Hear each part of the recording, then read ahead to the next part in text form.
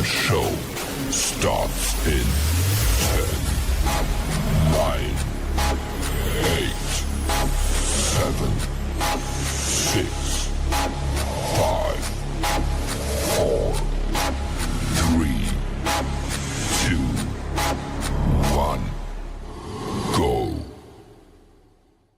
The following content contains adult language and humor that is not suitable for viewers under the age of 18. Viewer discretion is strongly advised. The views and opinions expressed during the following video content are those of the individual and may not reflect those of others.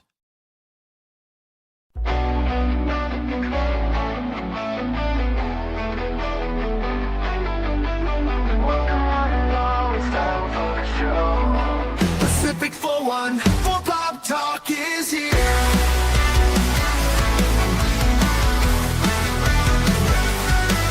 Sit back and relax and join the conversation.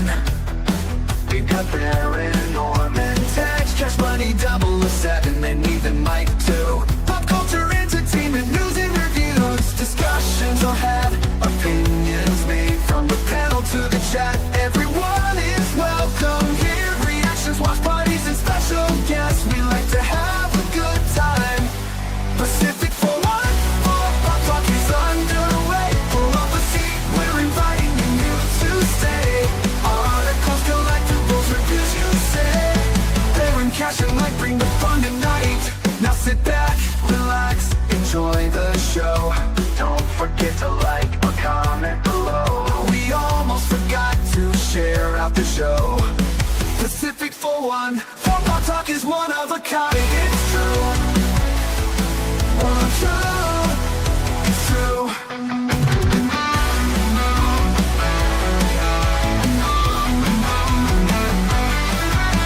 Sit back, relax, and enjoy the show. Good morning, good afternoon, good evening, and welcome one and all to the Sunday edition of Pacific414 Pop Talk for this Sunday, February 22nd, 2026, along with Baron, Orman, Tagge, Cash Money 007. I am your host, Mike, and tonight we're going to talk about the unexplainable mysteries of the world. And we got a mystery right now, Cash.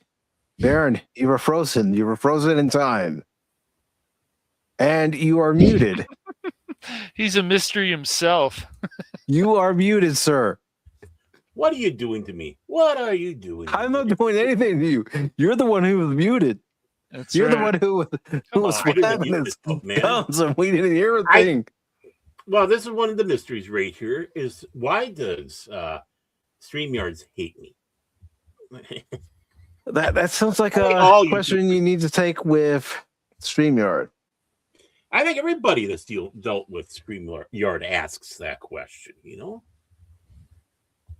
I mean, That is- yeah, we've had issues with StreamYard. We had issues using EVMux, and That makes me sad. none of these things are perfect. We've had issues with OBS. We've had issues with slobs. We've had issues with this. And Cash and yep. We've had Well, issues yeah, with you and I always have our issues with Cash. I have Leon issues has with her own issues with Cash. I have Oh, issues yeah. with all three of you. So yeah, it's good. Well, time. you know. Well, Okay, that's how you solve that problem.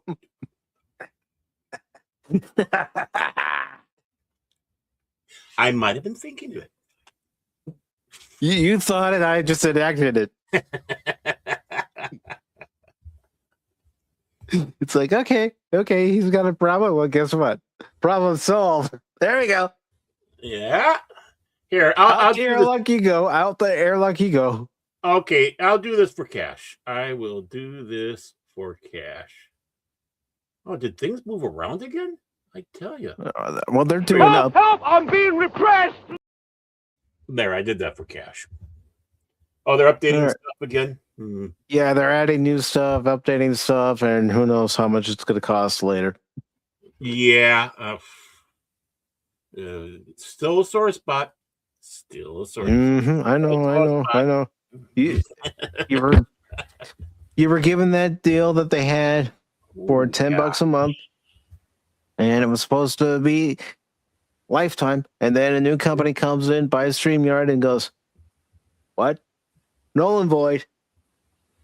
They Yeah, you bent should have read the Baron over. contract. They bent Yeah, him they- over and branded I, him.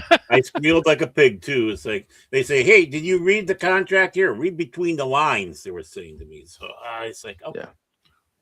And even though I have to admit, I'm really sad Evie Mux didn't work because I really liked a lot of the things they Yeah. had on there. I would like to give them another shot, but I Yeah. need to look and see what the latest reviews are on Yeah. them before I jump back. Because I like the fact that when we used Eevee Mux, we could talk to each other backstage Yes. instead of having to be on screen. Yeah, that was a Right. cool And- feature. Yeah. And it was a nice feature to have this way. You know, if I had to go off screen and we had a guest, just to let the guest know, the guest could actually hear me instead of having to bring the guest on screen to say, "Hey, what's up?" Or, Yeah. type in the private chat, letting them know what's going to be going on. And if I haven't told them already, and Mhm. I do try to let the guests know ahead of time.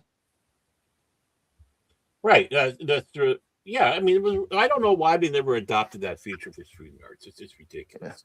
Right. With all this other stuff, it's like, and I also liked, obviously for the show we have the moving background, but we used to have moving backgrounds behind us too, That's Mhm. right. we're on camera, and I miss that a lot. Yeah. Yeah. And so when you had guests on like 24/7 Fusion, some of these other people, we Mhm. had problems. They had problems trying to get on. So Yeah, Yeah. and that was the main sticking point. Wasn't just us; it was the guests too, whose audio would cut out in the middle of the stream. I wouldn't be changing any settings. I'd set it up before we go live, hit go live, and then maybe you guys couldn't hear me, maybe I couldn't hear Baron, maybe I couldn't hear Cash or a guest. Right. Mhm. I mean, he was going to come on here. He's going to blow some shit up. Mhm. I said, you're not going to So- blow shit up. So, Speaking of our good friend 24, he was live earlier today. oh, excellent! Why can you I know he was talking about the noir Spider-Man movie recently. So Oh, Mhm. yeah. Well, it's good. Maybe he's going to be coming back a little bit more now. I hope everything's going good with him. He was Contact him. the way he was talking. It sounded like he wants to come back, and of course, Yeah. just like us, he's not going to sugarcoat things. He's going to make sure everybody knows. Oh yeah, if you want a straight shooter, probably the most straight shooter there is on YouTube. It's him. Whether you like what he says or not, or he'll explain how things are going. He's not going to tell you everything, but he's not one to hide anything. So I call 24/7 the most straight shooter YouTuber out there, and you ain't going to get BS from him. No, and of course, I do want to say hello to everybody who is here right now. Mm-hmm. And so far, we have As Was. Good to see you. Welcome to the show. We also have Helion. And we also have Around. person artwork. Good to see you. We also have Smitty. And we also have Lady Mist. Welcome, everybody. So, we also have Jet Sparks, who just popped in. Yeah, he just popped. I was going to say, hey, someone just jetted in here and hit the brakes. So, how about those Canadian hockey teams, man?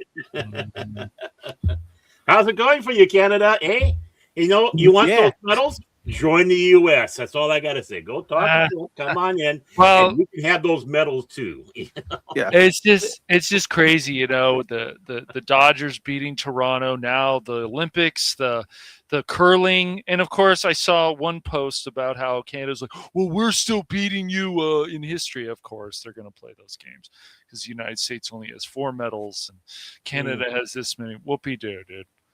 What have you done for us lately? Yeah. But I mean, how about it? It's great. The women's hockey team comes back and they win. The men's hockey team charges and they win 46 years after the 1980 Miracle team. Mhm. Yeah. I know. That's awesome.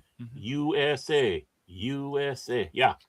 Yeah, America is second in the medals. Well, it's not really a surprise. They usually do really well at the Olympics. We have a lot of really good athletes who train hard, but Yeah, unfortunately, there's been a bit of tainted garbage. Not Mulan. Mulan's been beautiful.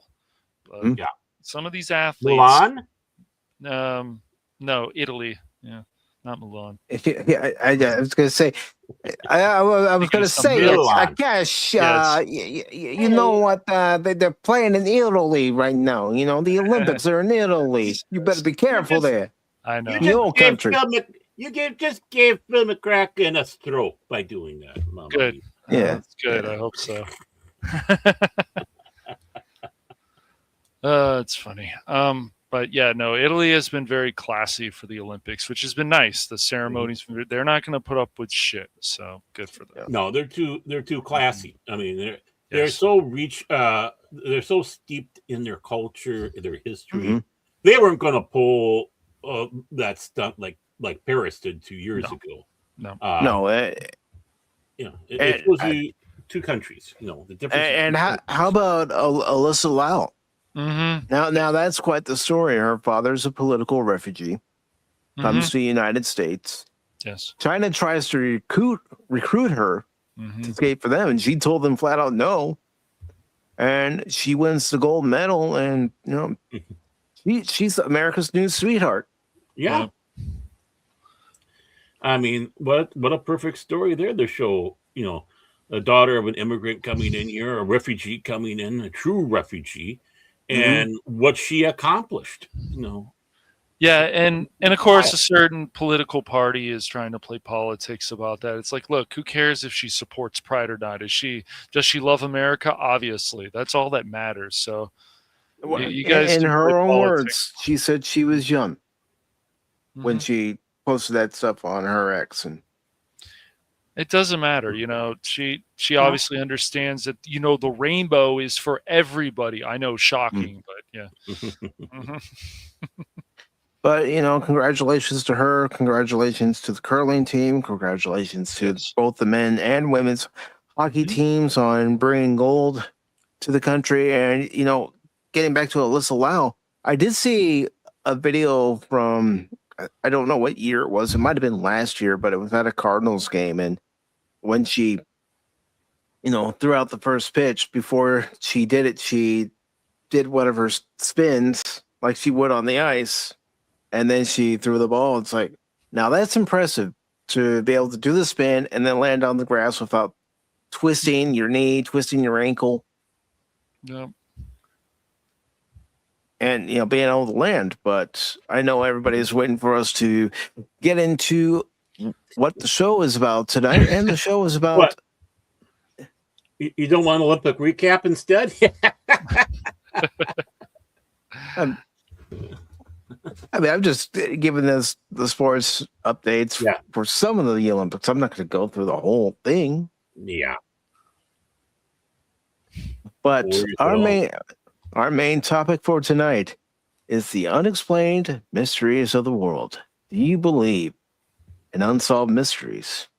Mm-hmm. Yes. This was an idea that Baron brought up to me. He had this idea, and he said, you know how you want to do specific shows on certain topics? Well, why don't we do one on unexplained mysteries?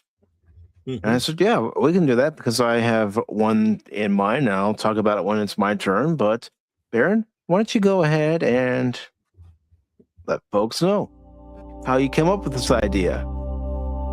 I'm looking. Oh, I was going to say, wow. I'm hoping I'm looking art bellish for this episode.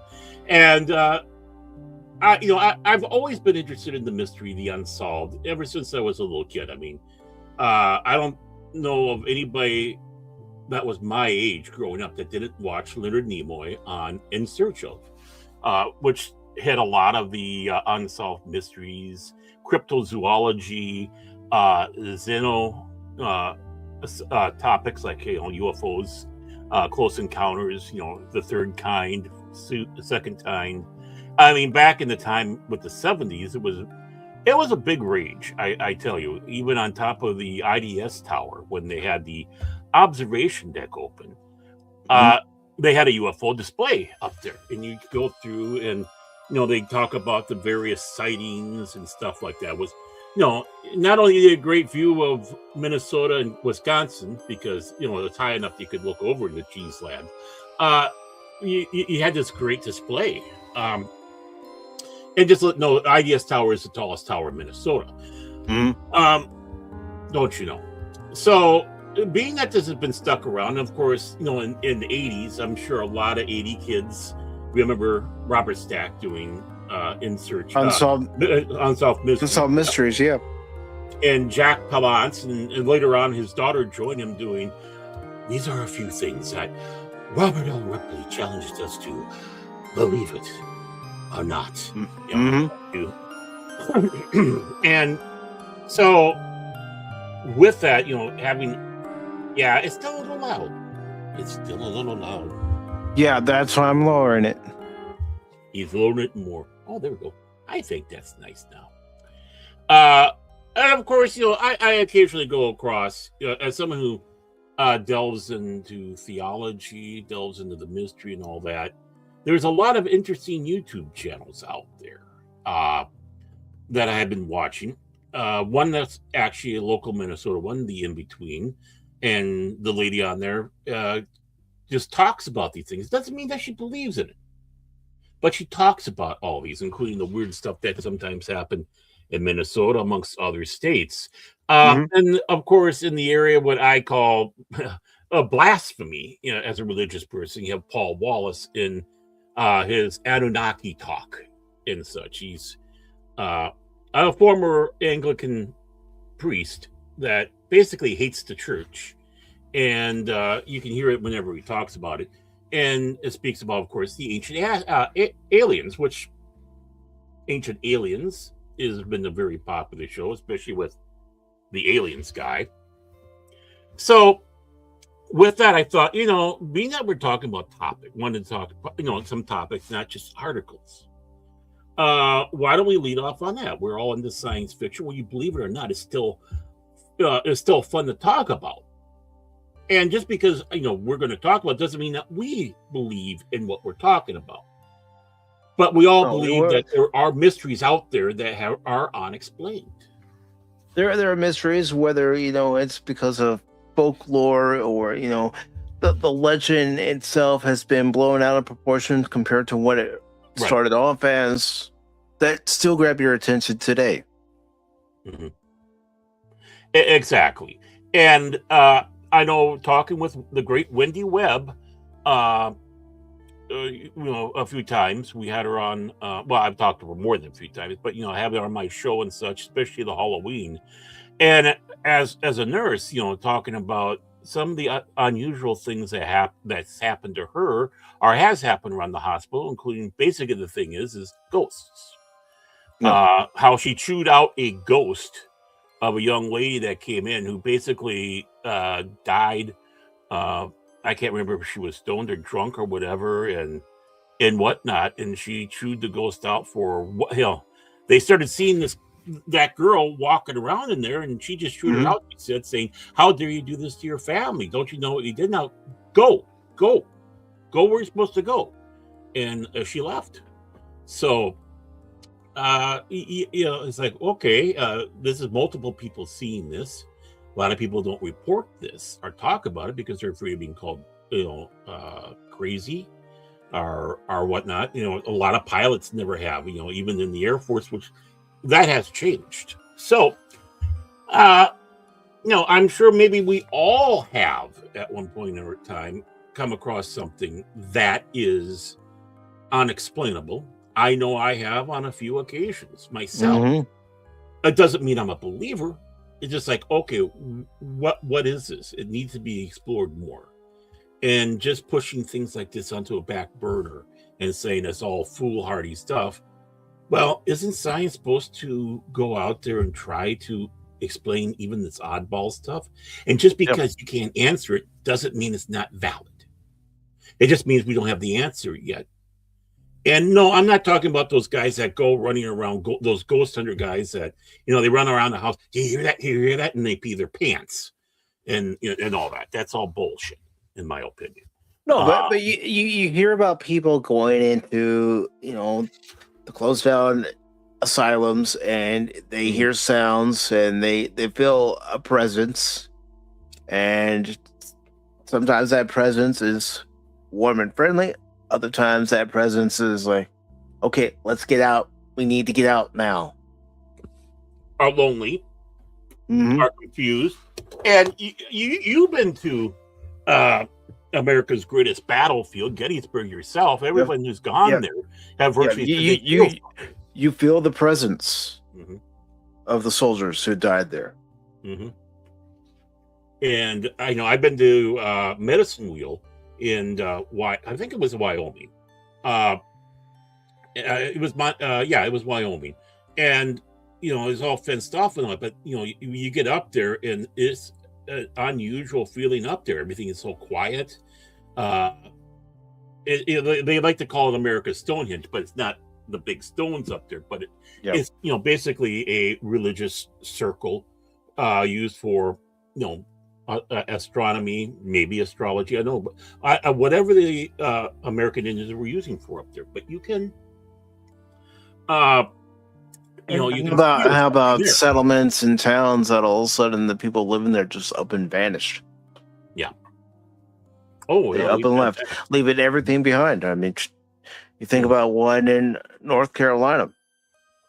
Well, the Lost Colony is what it's known as in Roanoke. And I was reading an article not that long ago where they think they know where the settlers might have moved to, because they found some items that would have existed during that time, would have been used. But at the actual site itself, they're still digging things up. They're still finding things. Right. It's like the town of York in England. Is archaeologists both dream and nightmare, because you literally have a city on top of a city on top of a city on top of a city. So you have pre-Roman, you have Roman, then you have like the Anglo-Saxon, and then you have when the Danelaw came in with the Norse, and then as it goes on there, and to get to certain levels, you have to destroy everything else to get down there. And it's like, what are we losing just to get this information? So it's like it's an archaeologist's dream and a nightmare because of that. So, well, it's just like this is back in 2007 in Tombstone, Arizona, at the Birdcage Theater there. Oh yeah, I could have sworn there were eyes watching. Was the Clantons? Yeah, or you go up to Boot Hill, the same thing. It's like. Because I've been there too, and it's like, this is a unique town to be in. Definitely not like the movies, that's for sure. But oh no, here lies Lester Moore, 4 slugs from 44, no less, no more. That's the more famous one. Yeah, I want something witty like that on mine. All right, you go to some of the other graves, or just a graveyard itself.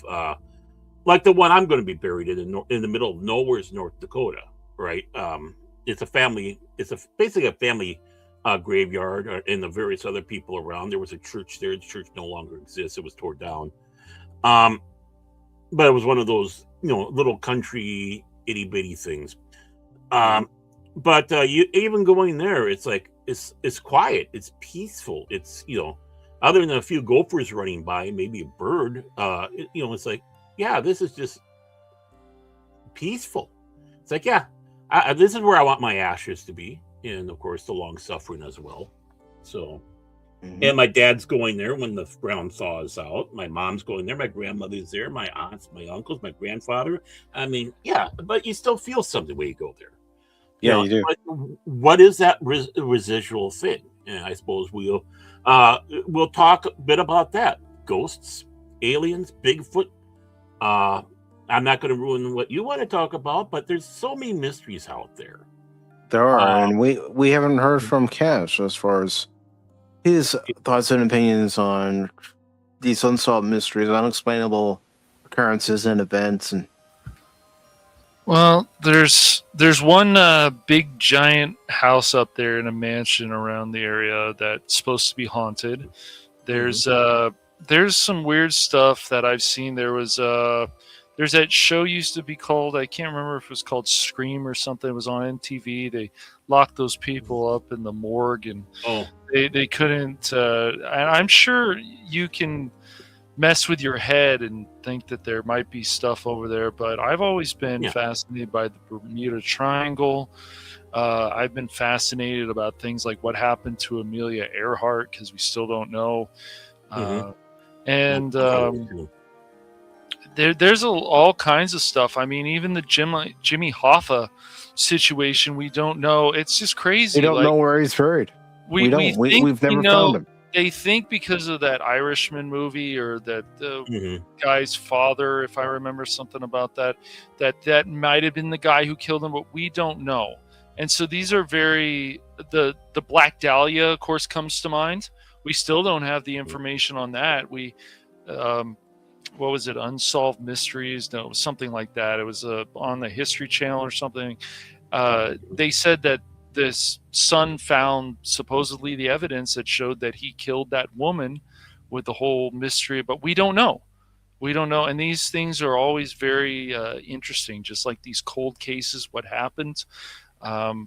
We just, I still think there's other life somewhere else. I mean, look at how massive our solar system is. So Mhm. I've always find this stuff interesting. That's why I think things like X-Files and other stuff, they really started making you think. It's like, yeah, maybe the government is involved in a lot of this. Maybe there is these things that any of this stuff could be possible. So yeah, it's a pretty Bigfoot, though, is always, I guess, going to be interesting to people. Speaking of the government, Area 51. Yes. Yep. Yeah. Mm-hmm. Yep. Always been a hotbed of activity down there. Mm-hmm. So, and I'm sure you're going to find that some of the stuff we'll say that will surprise you on what we do and don't believe in, or have doubts in, or want more information on as we go. Yes. But how should we start this off? Should we talk about Nanu? Should we talk about hairy things walking through the woods? What do you think would be the good starting point for this journey into the unknown? I think I know which one I'd like to go with, but since you are the maitre d' of the show That's right. tonight, That's right. All on you, buddy. Magnanimous. all And right. of course, if you want to get involved there in the chat, if you're east of the Rockies, make sure you go on the chat on the right. If you're west of the Rockies, go on the left. If you want the wild card line, just pick whichever one you want to be in. And we do have a first time chatter line. So, It's good to see you, Pattis, this evening. hey, Pat. Says, "Hello, everyone. Baron, old buddy. So sorry to hear about your dad. If you need anything, please let me know or Brandon know. Thoughts and prayers." I've been meaning to get a hold of you. Meaning to get a hold of you, Pat, and everything's going good and whatnot. And I'll try to drop you some. I haven't been on X for a while, so if you've been communicating with me there, my apologies. I'll drop on the X and see what's cooking there. I'm a very horrible social media guy. I admit it. Well, yeah. I mean, I wish DJ was here too, our local science expert. You might say. I'm sure he will be at some point. Mm-hmm. So I got a question for everybody involved. Who's seen shadow people? I have not. And just to explain, shadow people are usually they appear. They're basically just solid black figures or whatnot. You could almost call them boogeymen, as you might say. And some people have problems with them throughout their life, or they said one encounter and whatnot. So that I will lead off with that one there. And of course, you said yourself, Mike, you have not. Cash is one of them, right? Yes, I haunt Baron all the time. I know it. I know it. I have to. Just out of control. And you said no, or did you say? No, I haven't really seen Boogeyman. Okay. Like And of course, And I know Well, what about California. Baron? You know, of course, also the thing about what the Bloody Mary stuff, right? Have you ever tried something like that, No, I or never have. the Ouija board? Do you think anything ever messed with that stuff? The Yeah. Ouija board is garbage. Mhm. It was invented by Milton Bradley. Right. Exactly. It has no validity in the occult arts or sciences. Hmm. It was just something to go out there and and do whatnot. I know people sit back and say they've had experiences, but it's not this ancient tool that's been used for however long to communicate with the dead. Hmm. I myself, though, I will confess, I have seen a shadow person when I Hmm. was younger. Now, of And course, where was this? well, uh, when I was young, and probably about this is back to about the time when you start remembering things as a kid, and also you're not influenced by the world around you necessarily on that because that you have that little bit of innocence. But what I remember of the situation was this: is we were in the apartment that we were living in before we went to the house that I spent virtually 18 years in, and I remember my dad was there, and he walked out of the room, Mhm. and he walked out of the room, and there in front of the closet. So you had the bed like this way, then you had like the closet wall, and then there was like a little hall, little bump to go out the door because that's where the closet is. And standing in front of that closet was a black figure. And maybe it was because of him that I called my dad in, and my dad's saying there's no such things or are whatnot on that. I don't know. I can't remember. But the thing that burned into my image was that single figure there, and I cannot explain it. I know I saw it, and I know it's not BS, right? Despite what anybody wants to talk about. Sometimes the explanations they try to throw on you are wilder than just the fact that we don't know what it is, and trying to disprove it. Oddly enough, though, when we did move into the house I grew up Mhm. in, I remember there was a day, and the family. There were some people over visiting, family. The curtains were open, looking on out onto the street, and I looked out there, and all of a sudden, all this form was a humanoid static, and it was running. And then there were two. Then following behind were two official-looking persons chasing after it. And nobody else noticed this because they were all engrossed in that. I even tried to say, did you, whatever? And, there were some guys chasing, and I remember them saying, like, oh, it sounds like someone's going to have a bad day, type of thing. And it's like, Mhm. no, the thing was, and it's like, okay, whatever. I can't explain it. And again, I'm a kid. And I just recently looked up about that. And I guess there have been experiences of people seeing a form of the shadow person, but in this case, like static, like the television static you see on the But TV. could you almost say it's almost like a static of that moment in time still Well, I don't know. reoccurring? I I don't don't know. know if I'm even thinking of the right terminology. I'm probably way off, but Well, it's odd because again, two guys were chasing it, Mhm. so it was in the here and now, and obviously there were some people that knew about it, and why they were in that area specific, I don't know. It's a mystery. It's like you just kind of sit back and go, huh? And we can get to some of this stuff that's coming into the chat in a little bit. Mhm. But, Like Jet's question, do we believe that there are some planets that only exist in another dimension and not our own? I don't know that I necessarily believe in planets from another dimension existing in a dimension. I'm not even so sure I believe in there being other realities hmm, aside from our own. right. I do believe there are other quote unquote realities or universes and such, and I approach this both scientifically and religiously. And I've said this, and I know people, try to shut me up right away before I can explain myself about God being an alien. And I'm not talking about ancient alien style. I'm talking about theological. That he created this universe for us, not him, and that the realm of heaven is another universe, and of course the realm of hell, the prison, is also in another universe, another dimension. So on that aspect, scientifically, theologically, whatnot, I do believe that there is that, because this realm is different. The first words in the Bible were, let there be light, and basically what that was okay, we're starting the clock. Time has now been created,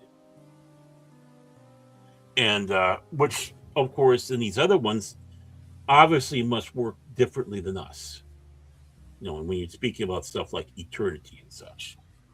So yeah, I do believe that there is, and non-theologically, let's go completely no God involved. Yeah, I can see that there might be something, but what is it? It's not. I don't think it's anything like, we get portrayed with the Marvel movies or anything like that. If there is a parallel Earth or a parallel universe, the deviations are so great that they'll be unrecognizable, and there won't be twins of us out there.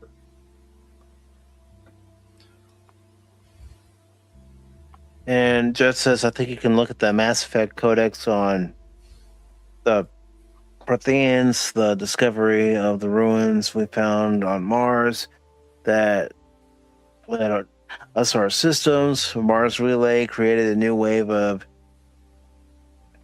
interventional evolutionists. I mean, I do believe in evolution. I do.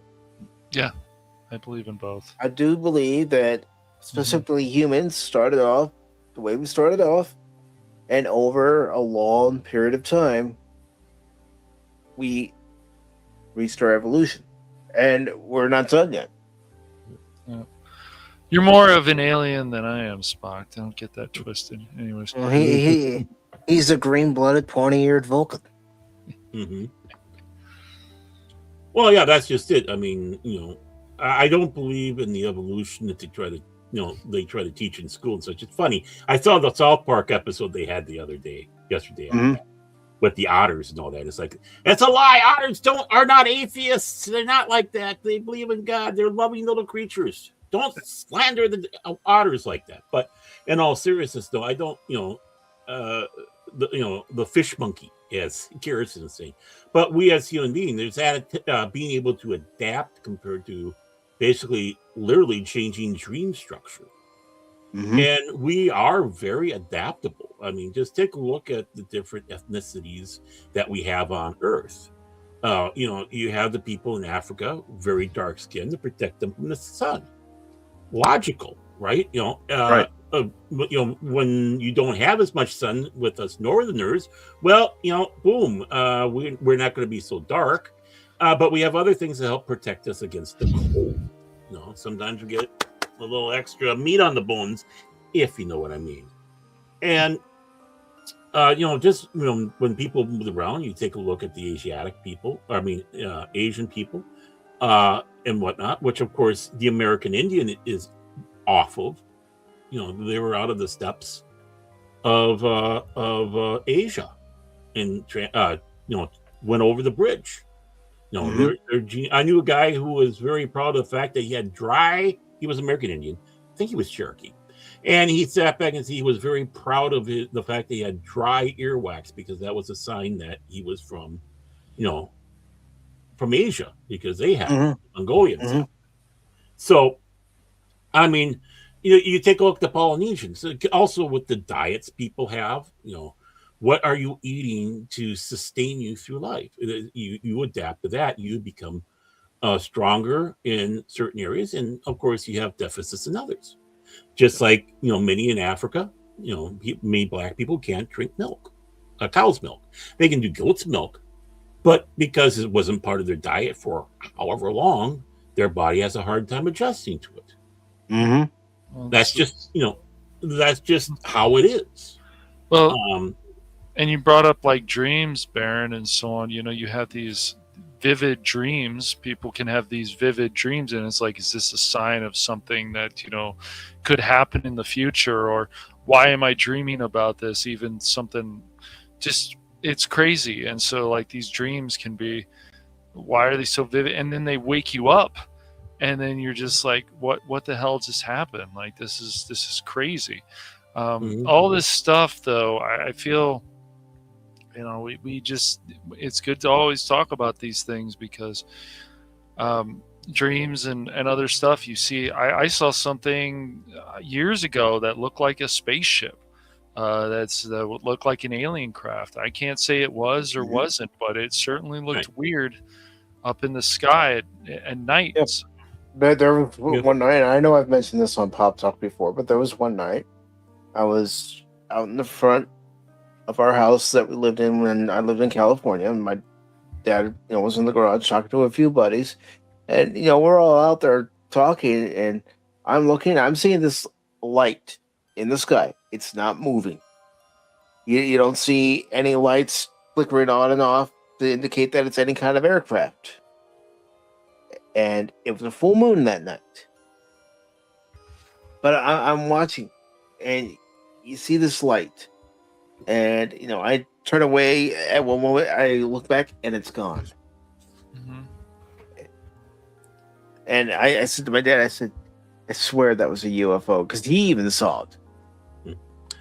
I'm going to Project Blue Book you. What you saw was a reflection of the full moon off of swamp gas. Along with Venus. Which Project Blue Book was. This wasn't Venus, Baron. Yeah, it's much closer than Venus. Yeah. I saw a UFO. Yeah, it was Venus. It was swamp gas.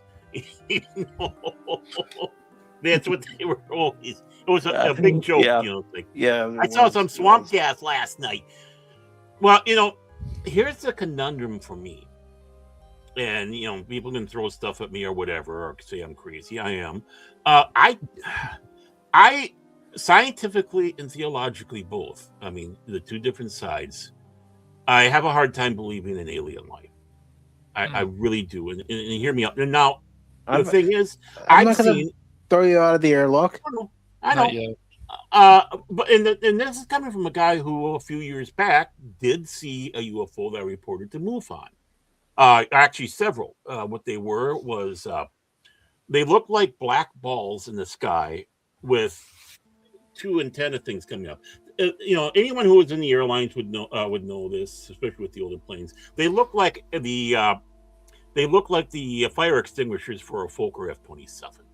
Not a lot of people want to know what that is, but basically a black round ball would look like two antennae going up there, and there were 5 of them, 4 in one row, and then between the 2 inner ones was another off to the side, and they were just kind of floating through the sky, traveling. And at first, I thought they were ducks or something, some birds. Like, oh, that's unique, interesting, and it's like, wait a moment, because I live close to an airport, and of course, I worked in the airlines.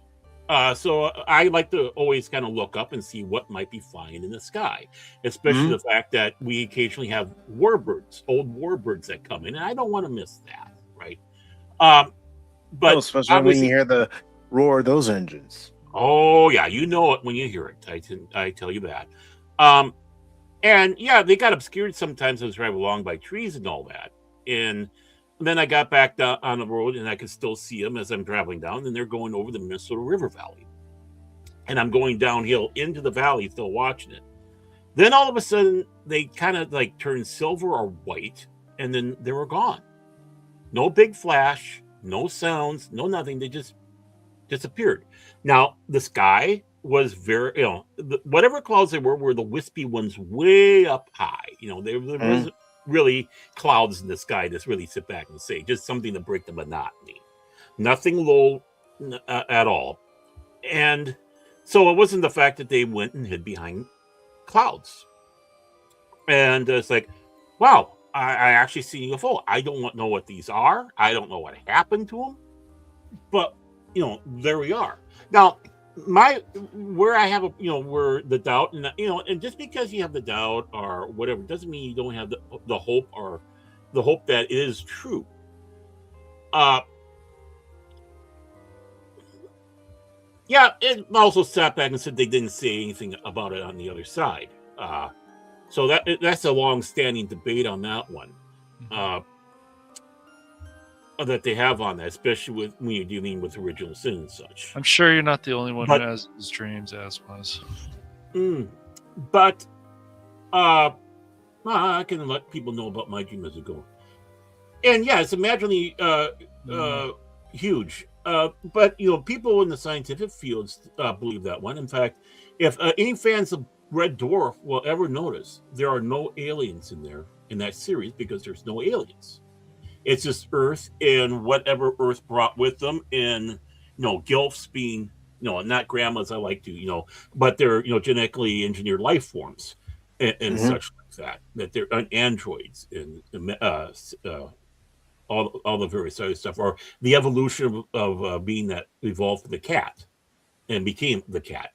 But what when you hear the process of what it took, according to the evolutionary field, the beginning of life, the primordial soup and all that, the odds of us coming into an existence is just almost impossible, right? You had to have that lightning strike right at the right moment to hit that primordial soup to get things going. And then the planet has to be in the Goldilocks zone. But we're not done there yet. It has to have the help things along, like a moon the size that we got. And if you ever notice, like especially when we come into eclipse and stuff like that, the sun and the moon appear to be roughly the same size. But it's because of how things are placed, gravitational, all that. So you have all these factors that not only started it, but helped maintain it. And you look at the odds, and it's like, my word, I'd own the universe if I put a dollar down on this. My returns on those odds would be just huge. And now trying to replicate this, I know how huge the galaxy is, but the chances of that happening, yeah, maybe it could, but it's extremely and very rare and rare. I mean, we're just one galaxy, or we're a solar system inside one galaxy that's part of one galactic cluster. There's lots of galactic clusters. We have a lot of void space in between these. So if there is, they may not even be anywhere close to us. I mean, not at all. We don't know. So, and well, as you're sitting back saying there, it's just I just don't believe in there. That doesn't mean I don't want to. Right? If aliens came and landed tomorrow, I'd be so excited. Yeah. Well, it's just really like me not believing that there are other planets existing in other dimensions, because I don't see any evidence of such a thing. That's why I don't believe in it. Right. I mean, there comes to a point that you got to see or have something tangible to have that with. Now, what is with UFOs? There's so many others. I mean, Whitley Strieber first started out saying they're aliens. Then he started saying, I never said there were aliens, and started talking about interdimensional beings. But of course, he's the famous with, of course, Contact. Then you have, of course, the father of all ancient astronauts, Eric von Daniken, who just recently passed away. Again, influencing people like Paul Wallace and others with the ancient astronaut, Anunnaki, and such like that. And yeah, just because that there's doubts or you don't really have a solid belief or whatnot on it doesn't mean, again, that I'm poo-pooing it at all. No, and I'm not poo-pooing. Yeah, the fact that somebody might believe that there are other planets in other dimensions. I'm just saying from a logical perspective until we see some kind of evidence. Right. I mean, I know some of the theories about what we're seeing is the fact that these are time travelers that are aliens, and they're coming from our future, and the Greys are bioengineered life forms. They cannot reproduce. They're just like, genetic engineers. Yeah. Clans around Uranus again. But again, that brings out a lot of hypotheses, and it's like it's just fun to speculate and debate and such like that.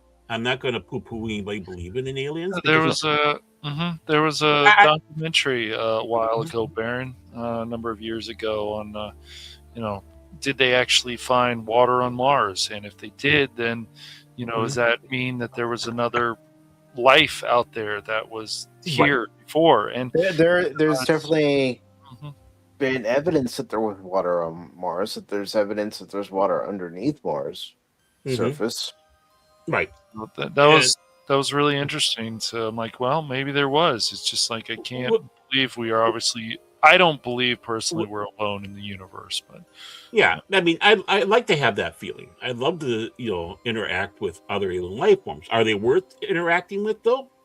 Who knows? I mean, you have everything that's. You also have to ask this question: why would they want to interact with us? Right, a primitive, childlike species.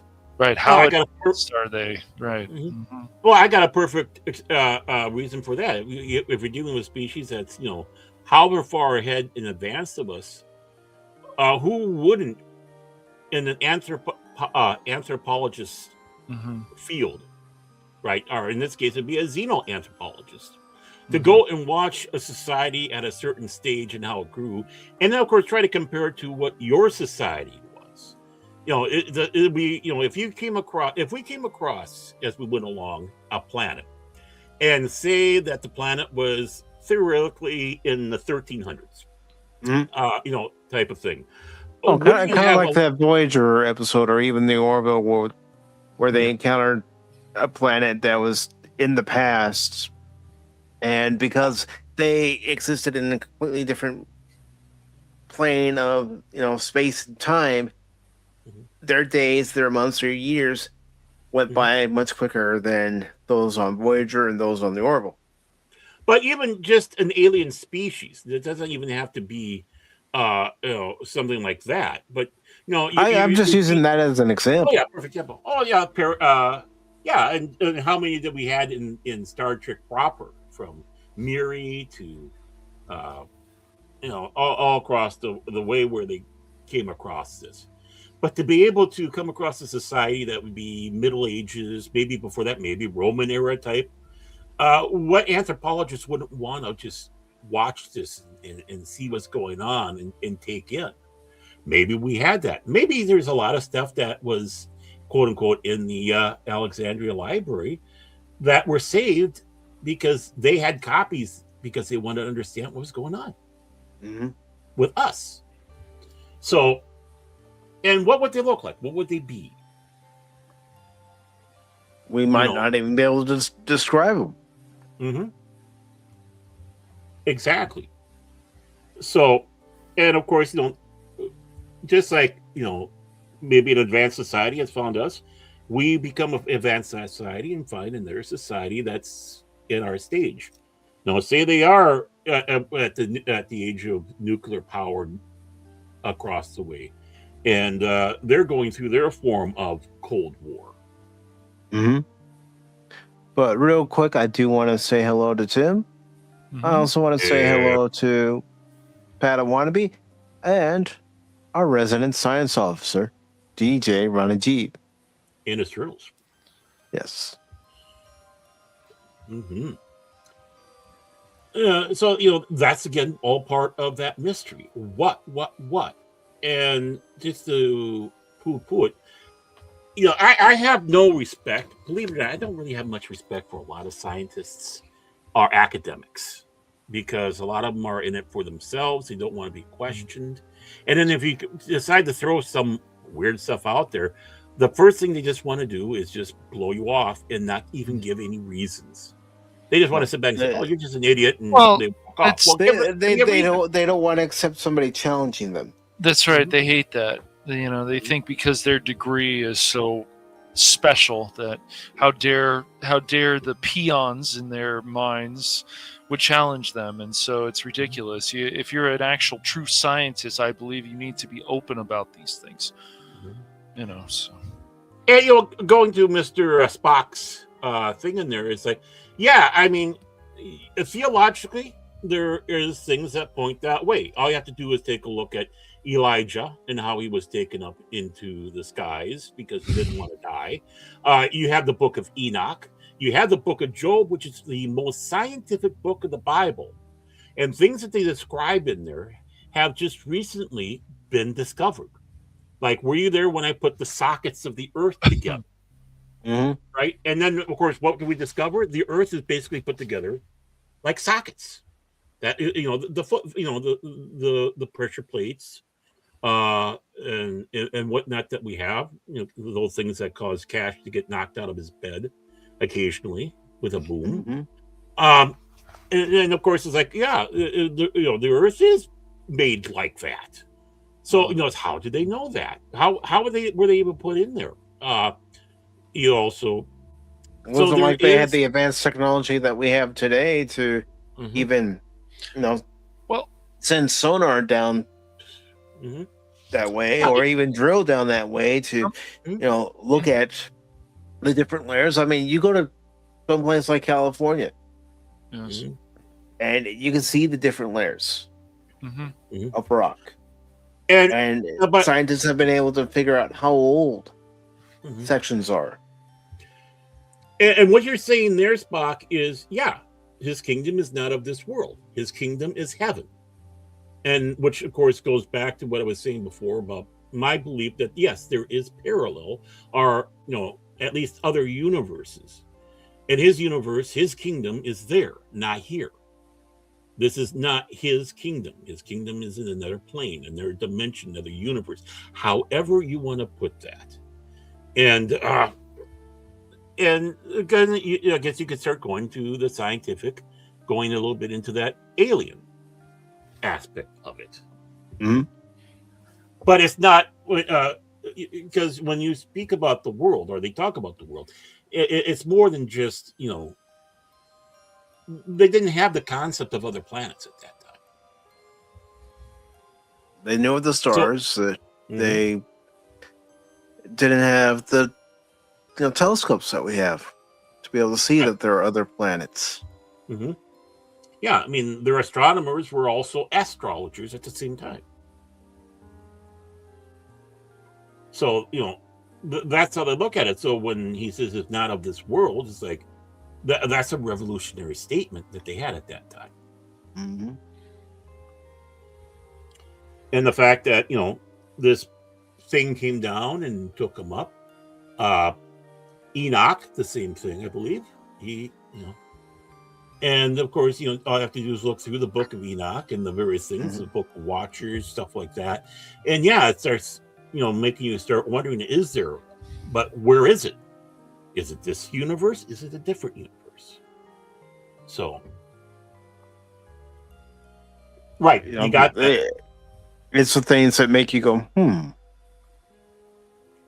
I love when DJ takes a little wind out of my sails, because I was going to bring that point up. That, yeah, and just like anything else, it's like, we did, there was no scientific proof there was other planets out there. It was a given, but we didn't have any proof until the 1990s. It doesn't mean that we stopped believing that there are planets out there beyond the solar system.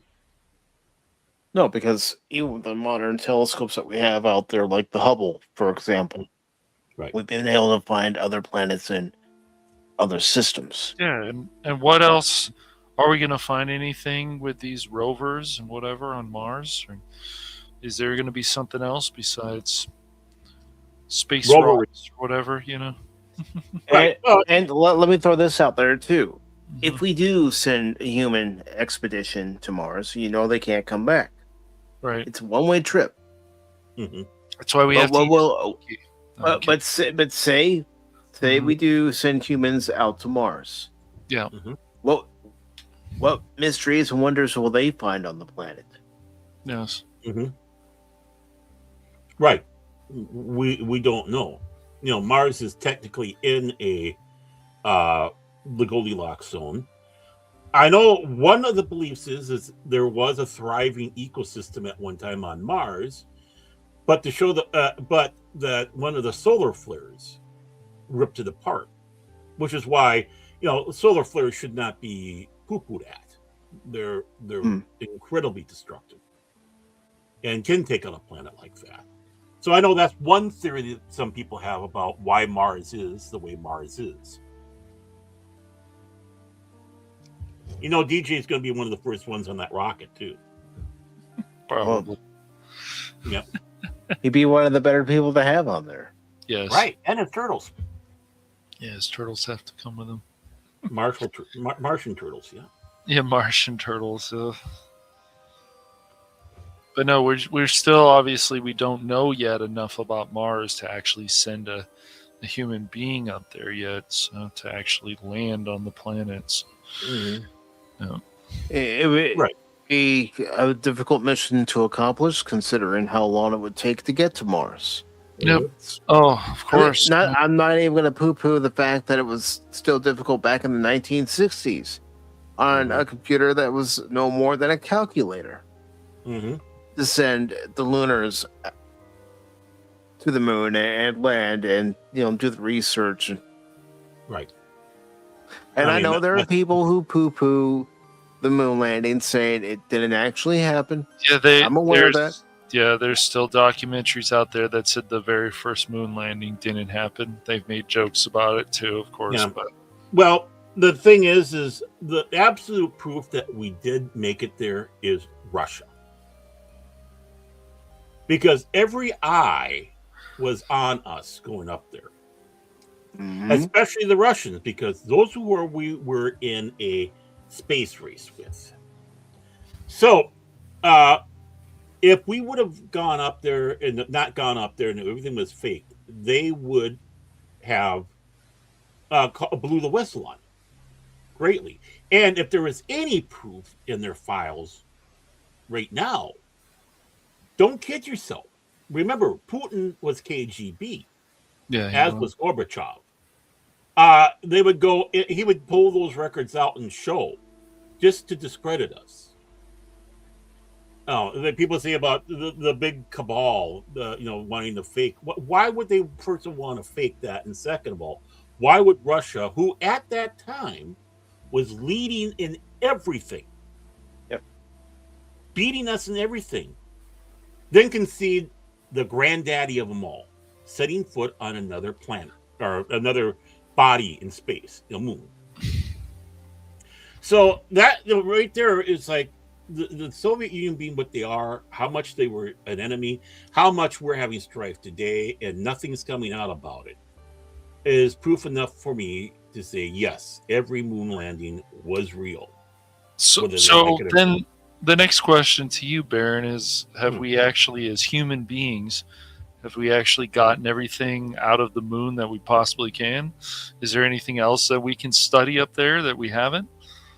Well, yeah, I mean, you have the far side of the moon. Everybody wants to call it the dark side, but we have the far side of the moon that's been greatly neglected for many reasons. One of which the fact it's always facing away from the Earth. But they have discovered ice on the moon. Believe it or not, there is. Plus, you had that little situation back when we crashed an object into the moon intentionally, right? And the moon reverberated. It reverberated. It's like, why is it reverberating? There's another mystery right there. There are many mysteries on the moon that we have not even scratched on. These guys only were on the moon's surface. Mm-hmm. That's what I'm curious about. Yeah, I mean, these guys were only in a very limited little area, and all the landings were not that far from each other. What are you going to gain off of that? And then, if you go on the other side, which is very cratery, because it's like a shield, what other minerals and such are you going to find from the meteorites and such that hit the moon on that side? Mm-hmm. So, I mean, there is still a lot that we could learn from the moon. We just haven't, because it was a political race, not a scientific race. Mhm. No science was harmed in the landing on the moon. Well, and that's the other problem too, Baron, is like people that, say that they had these science degrees, certain people also who are on TV and whatever, talking about this stuff, like they stop believing in things like biology. So once again, how can you actually trust them with other science? Well, let's put it this way: NASA is a political organization, not a scientific one. It's political. It's there to the whims of whatever for the politics. The International Space Station, which if we would have just done our own space station, we would have had a better one made a lot quicker. But no, we had to wait for everybody to have their little parts and to catch up so we could put it to the ISS now that they wanted to sit back and say, we want to bring it down. Right? But again, it's all political. We're going to do this kumbaya thing. Okay, now what's going to happen? Basically, it's manned by Americans and Russians, and we have a little problem going on here. Right?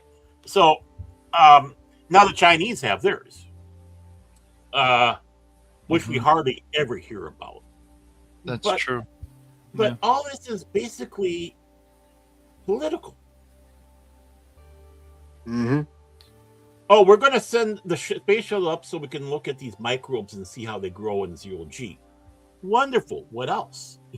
I know there's a lot of things that get done, but we're launching space, satellites because we're basically a glorified U-Haul, and we're doing these little itty-bitty experiments. Or we do have the science module; we can do bigger ones. Or we're doing the secret launches and stuff for the military. Well, getting back to what you said, about the space shuttle, we used to send the space shuttle to do experiments on how many different things that we take for granted here on Earth would react in the zero G environment. Mm-hmm. Right. We found a lot of things out. Yeah. Like the atrophy. But to show exactly how BS it's all become, look at all the reports coming out about that Boeing capsule that went up there, and how we almost lost 2 other astronauts. Mm-hmm. It took Elon Musk to send his own capsule up to get them back. Right, which true. was a game of politics, because they could have come back sooner if the administration there wasn't playing politics games and letting. Mm-hmm. And that's the thing. You got to get these, inner politics stuff out of this. Right. If you want to advance. Right. I kind of sat back and said, if we would have kept on going on as eager as possible with the space program, I can see all but 2 things happening that could have happened that you had with 2001. I believe we could have had a spacecraft heading out to Jupiter, or in the book it was Saturn, but in the movie it was Jupiter.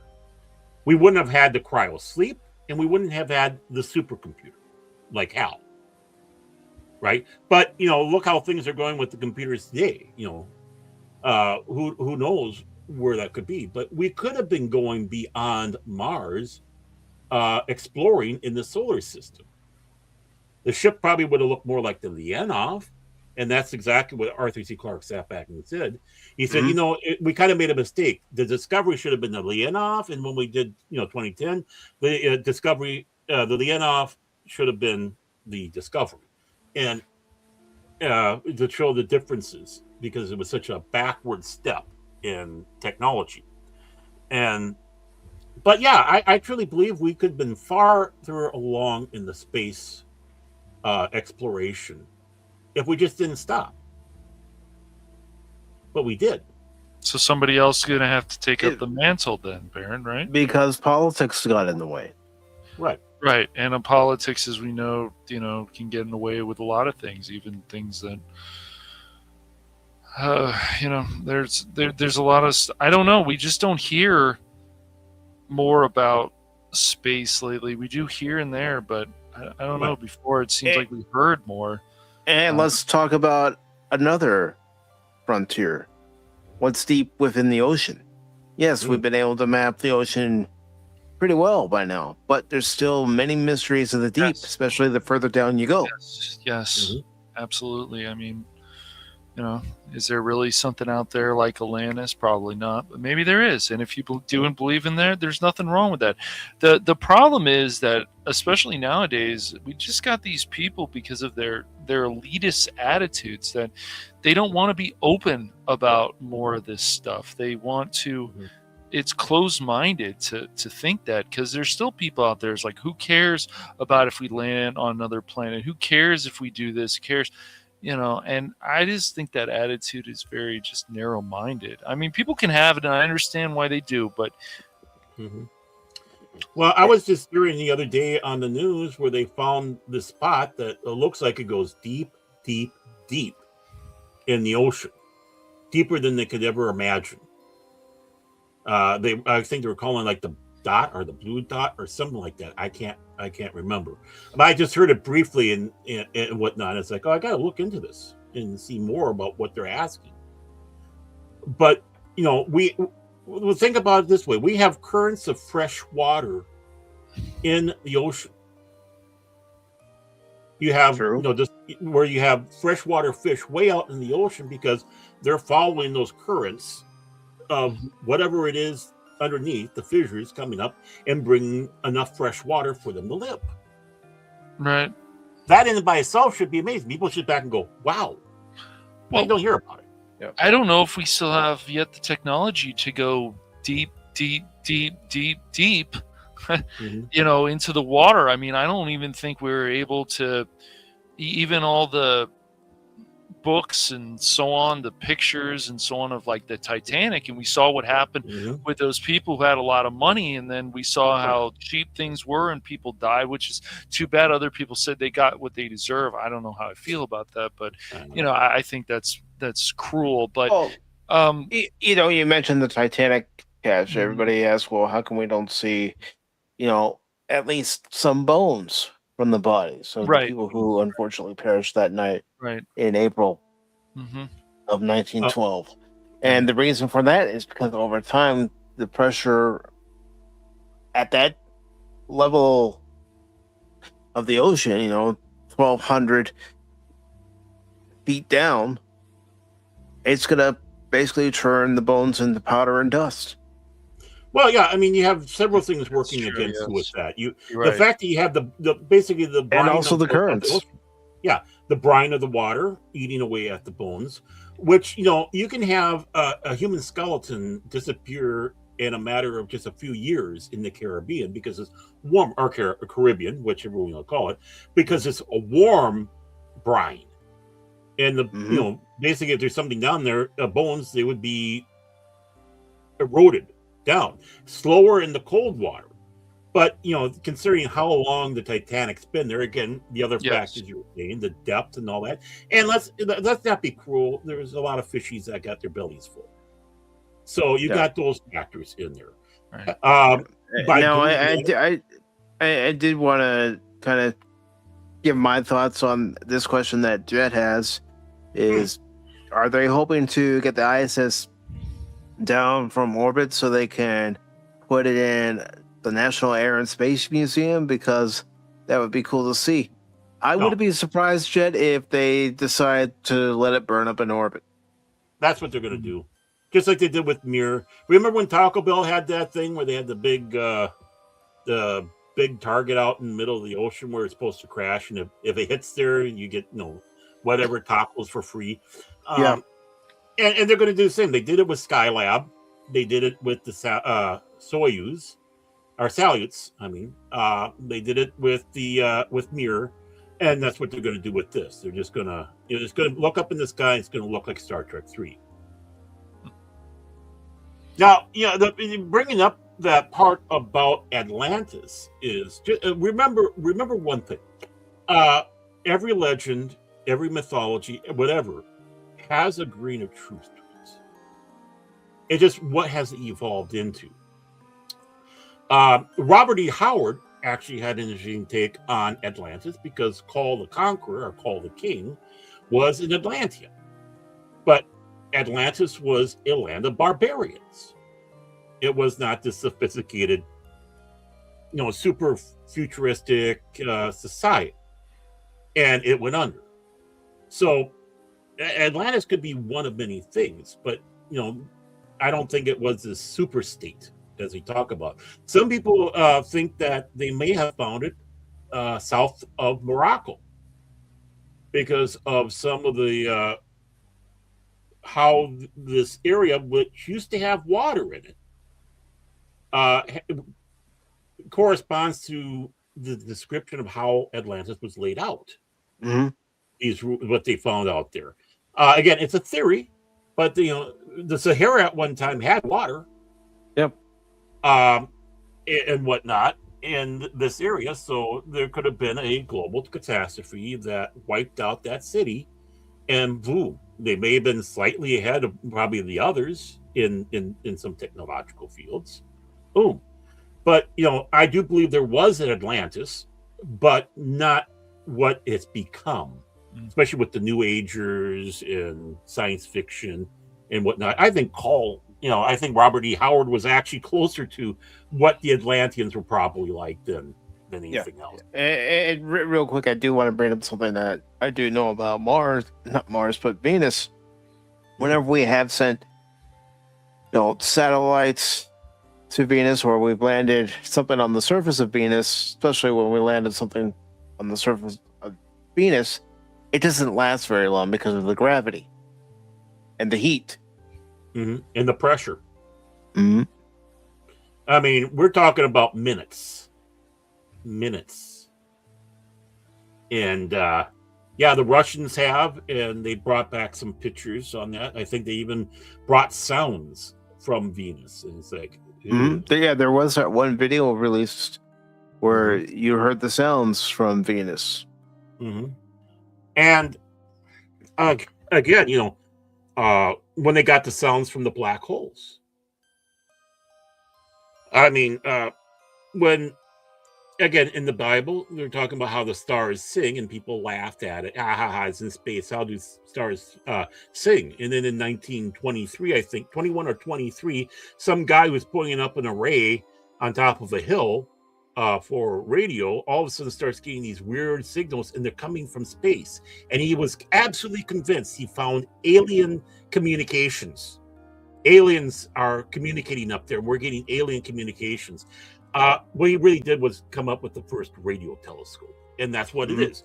Radio telescope, all that's doing is listening to star song, our black hole song, our nebula song, because they're very chatty up there.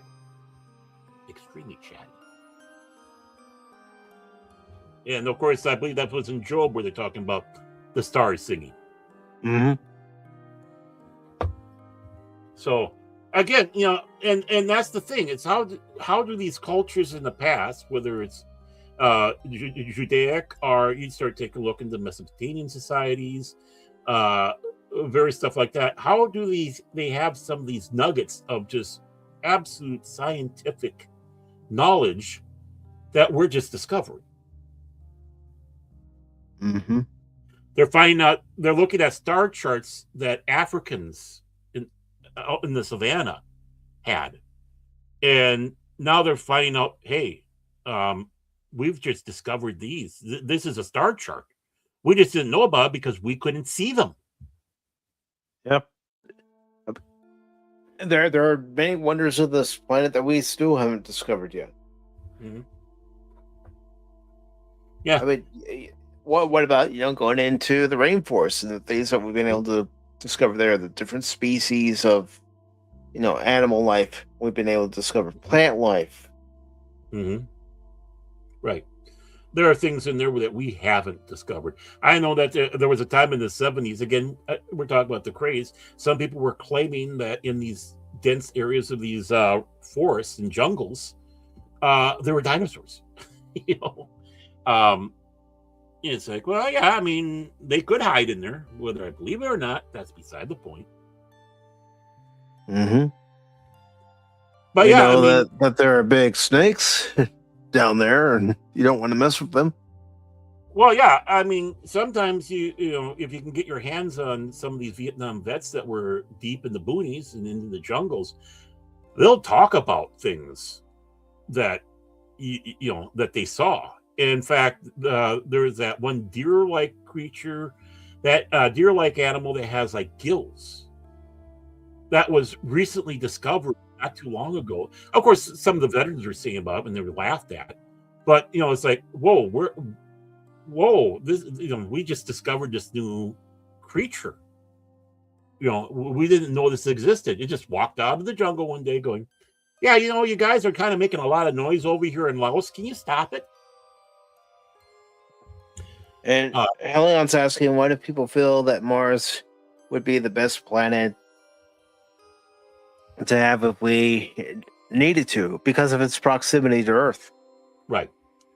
I mean, Venus would be perfect if it wasn't for the fact that it's a killer methane atmosphere, the extreme high pressure, the extreme temperature, the you know you know everything around it, because that's, you know, our size. You know, it is our twin.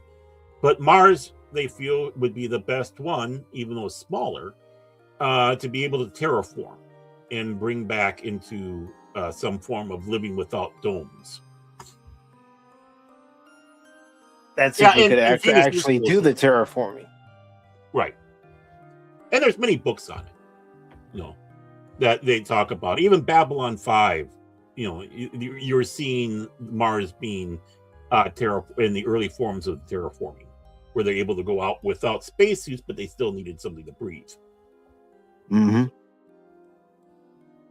And no, if you walked out on on Mars today, you wouldn't have the effect that Arnold Schwarzenegger had in Total Recall. No. They just did that for the movie. Yeah. And same thing with Outland with Sean Connery. You know, when they walked out into space, or their spacesuit got ruptured and all of a sudden they explode. Doesn't happen. Doesn't happen. All for the movie. Unfortunately, you would suffocate and die. Yep. You'd freeze dry. I mean, if you're out in space and all that, you'd essentially freeze dry. Yeah. Which is the basis of, again, Arthur C. Clarke's book 3001. That's how Gary Lockwood came back. He was, in a sense, floating out there for 1,000 years. He was freeze dried, and they were able to bring him back because of that. So.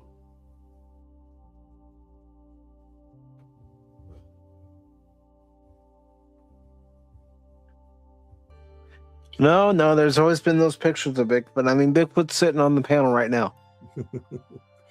Well, it's interesting though. Why does our government, our national park service and such, have listed on like endangered animals, or what's in these forests in Sasquatch is on there, like it's a real thing? It's like, this is odd. Why did you put him on there? And it's like Peter Mayhew when they were filming in California in the redwood forests. They had to make sure people were around him because they were afraid someone might think he was a Bigfoot and shoot him. Yeah, they had to be very careful. But there have been many odd sounds that have been recorded out there that they don't know what it is. It's nothing that they currently know of that makes these sounds. And of course, you've had many sightings, and Sasquatch goes back ages. So, there's, are we dealing with a dumb ape? Are we dealing with something that is somewhat sapient and has some brains? If it has some brains, we don't know. To hide. Right. And it's easier to be able to go and hide and such. Some people sit back and say, they see when they saw it, they saw intelligence. And they see more of something that's trying to be defensive and protective than actually aggressive.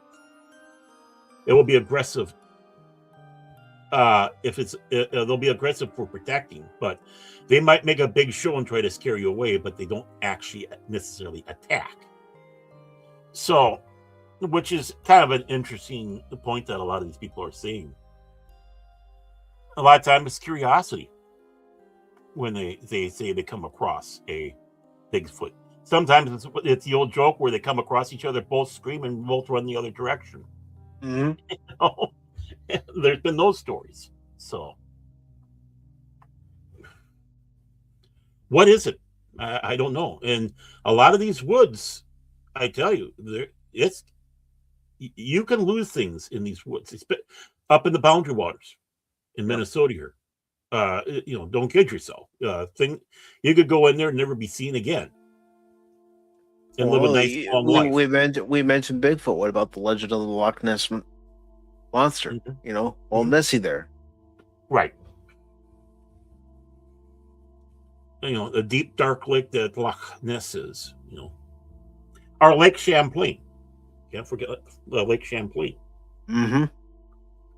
They have their own Nessie. So, what is it? Yeah, and people will sometimes say, well, we found these fraud pictures and such. Well, yeah, but that doesn't answer everything. If all you're going to do is start only looking at the one and ignoring the others, what type of research is that? It's like, paleontologists who found the first dinosaur bones and right. Trying to figure out, okay, what was this? Mm-hmm.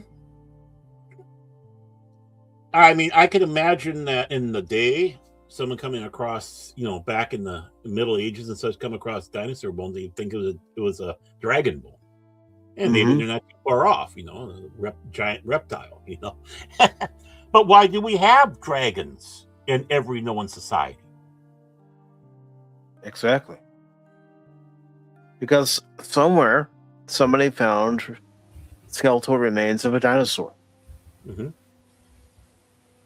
But every society, the Chinese, Europeans, the list goes on, have dragons somewhere in their past. Mm-hmm. And they are far apart. And why is it? Why do this all go about it? Why do we have pyramids all over the world? Well, not only that, who built the pyramids? Right.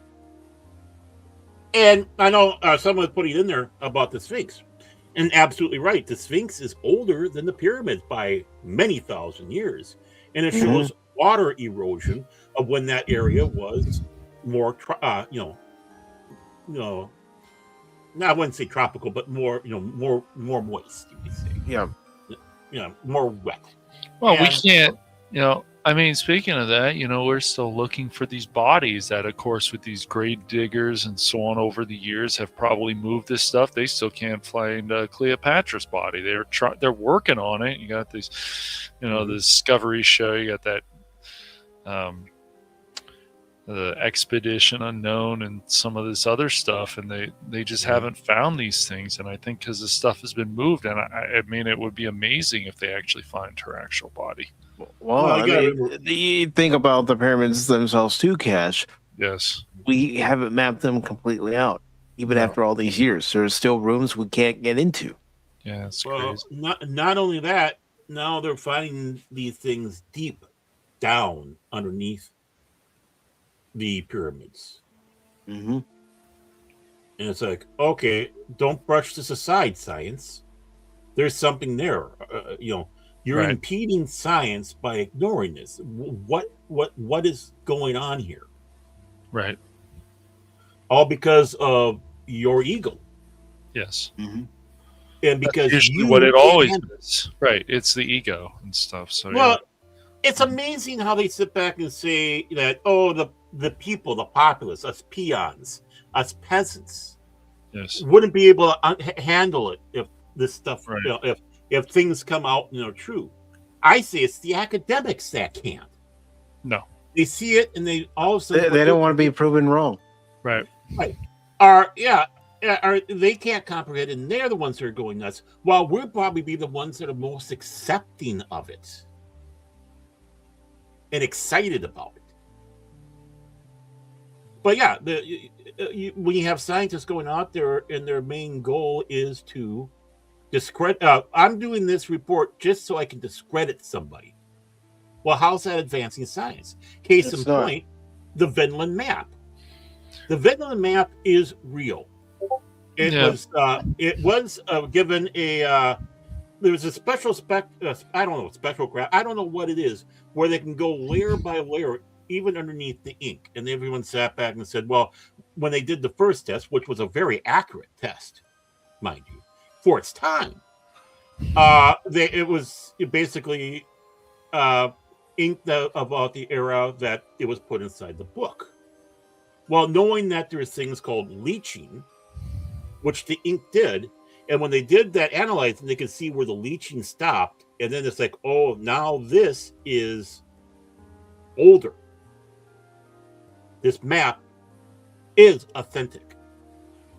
Yeah. And the guy who went out there to discredit the Vinland map, he did it specifically to discredit the 6 or 7 scientists or historians or whatever they were, specifically to discredit them and nothing more. No. And when they were interviewing him, he was all smug and all. You just wanted to punch through the TV at the guy. Yeah. Right? Well, it's like this. You're not doing anything to help here. You're harming. Right. What you have going on there. And the same thing, now let's take a look. Let's go to another mystery here in the same area, the Shroud of Turin, right? And they're sitting back saying, oh, this is a fabrication of these monks of this time. And they bothered the monks over and over and over again. We want a sample of it. We want a sample of it so we can prove it. And the monks, they don't care. No, we don't need to have proof for what we got. We know what this is, right? Mm-hmm. So finally, the monks gave in and gave them a piece of, a little sample of the fabric. Now, to quote Paul Harvey, the rest of the story, the way back in the day, the Shroud of Turin was in a fire, and it was folded up, and parts of it, the edges, got singed or burned off. So these monks went and they patched it up with the linen of that time. That the scientists sit back and say, oh, see, this linen is from that time period. This is a proof that it's a false. No, they played you. Right. Yeah. Because to them, that wasn't sacred and holy. They weren't going to take the sacred and holy tapestry or shroud and let you destroy it. That's beyond heretical. Right. No, they'll give you the thing that wasn't and then laugh at you. Yeah. They did. What you were saying, Spock, I mean, it is, you bring up that point about aliens, and then Trump said that Obama shouldn't have said that, and I have to release this. I think what it also proved, that I think Obama and Trump may want to do a show on aliens together, personally, because they seem to both care about it. Yeah. Well, they're probably hitting the old ganja there, DJ. But we only had one president to ever admit seeing a UFO, and that was James Earl Ray Carter Jr. Well, it wasn't Ray, James Earl Carter Jr. Back in the time, he admitted he saw a UFO, and there was chuckles over it. Yeah, but I mean, he still stuck to his guns. He saw something. He didn't know what it was. So I real quick, Spock, I know you're not trying to start anything political. You're asking a question, brother. You're asking a reasonable question. That's right. Yeah. Well, it's these little things that give outs to be able to release things. And again, what is there to be afraid of if you have proof that there is life from other planets? Right. And that we have been visited. Again, us plebes, even religious people, because, as others from Art Bill, Paul Walls, it all depends, went down, whatever, the Vatican has been preparing for that. They've had symposiums on that to talk to the various padres and such about if or when we do get contacted by alien life. So this is even going up to the Holy See, that they're looking at, preparing for the inevitable visitation, you might say. So, I mean, yeah, will people freak out? Yeah, but not as much as, unless, of course, they come down hostile. Then everybody's going to be up in arms. But I don't think it will be Independence Day. It doesn't make sense. The 1950s movies and such, where the aliens come down and do all this stuff and whatnot, just doesn't make sense. Yeah. Why? Well, I mean, it right. Well, it freaked people out. Look at the whole thing with Orson Welles, and people actually, unfortunately, committed suicide because of his voice was so powerful and all this craziness. But yeah, I remember. Well, a lot of that was overhyped. Oh, of course, I'm sure it was. Well, overhyped. But yeah, I mean, he did have a powerful voice. There's no doubt about that. But yeah, I just. I don't care what it is. Like, I think these conversations, that's why, we used to explore this more, which good stories about sci-fi and good stories about other shows, and I feel we've gotten away from that, and we used to make more people think about these things, Baron. And now it's like they throw this stuff in there that is just ridiculous, instead of really making people think. Right. Well, yeah, science fiction in general. I mean, all across the board. Yeah, exactly. Shameless plug, be on the lookout for Pops and I talk about Rollerball. That's going to be a perfect example when he finally gets it out there. So, yeah, I had to put this, and I'll also be appearing at these locales if you wish to. Tickets can be got. No, but you got those situations, and of course they think we're stupid when all it does is all you have to do is take a couple just sit back. You don't need to take a step back, just go like this, going really, well, you have this, if you have someone who truly believes in connections and how things flow and the history of stuff, you can deflate anybody's argument in those aspects. Again, is the Shroud of Turin real? I don't know. All I know is the monks played the scientists. We look at crop circles back in the day, and we knew there were people out there doing false crop circles. And then you had those two Hunyucks in Britain that came forward and said they did all these crop circles. The thing is the experts knew they did it. Why? Well, one, the differences. A true crop circle, the crops actually are bent. Like something happened on a level, genetic level, that caused them to lay down and make these intricate patterns. The ones that these guys were doing, they were going in with the board and just mashing down, so the stalks were breaking, and they could only do what we would say basic geometrical shapes, nothing intricate. Plus, they had no ability to be going all over the places where this was all showing up. And when you did have it, the first thing that people would do, the one researcher would do, was check to see the stocks. If they were broken, they knew they had a false one. If it was not and was bent, natural bending, they knew they okay, we got something here. Let's dive into a little bit more. Of course, this is stuff that they were ignoring to tell people because they wanted so quick to debunk it and just go off. It doesn't answer the questions when a guy is flying over a field, they're not there, and like 30 minutes later he's flying back, and all of a sudden here's this intricate crop circle, and these guys can't work that fast. So what's the mystery of the crop circle? Or circles? Or let's be even, let's go beyond that and be truthful, more truthful about it, geometric shapes. Because it was more than just circles.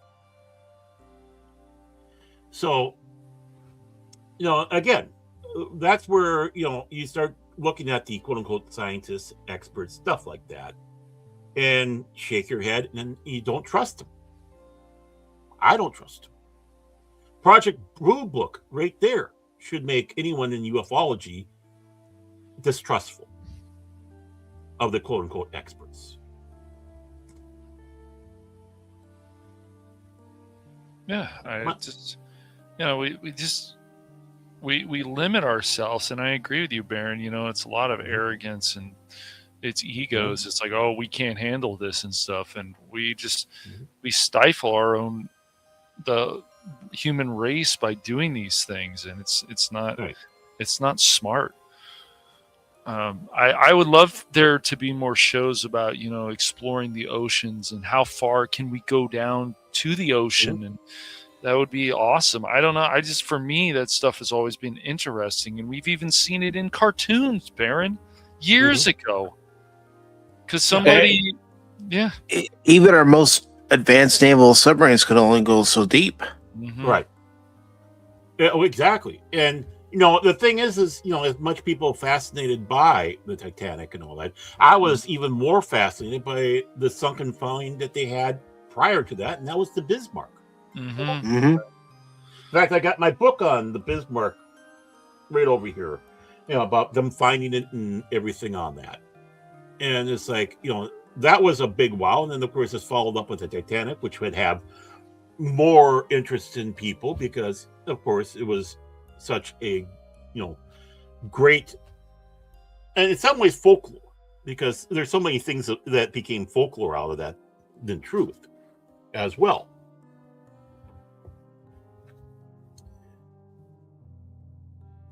Which one was? Oh, the HMS Cerberus and the Terror. Oh, yeah, the Terror. And of course, the Bismarck. Gotta sink the Bismarck. Yeah, that was a great song. Yeah, and it's interesting, you think about the Titanic, how, that wreck, of course, is decaying as years go by.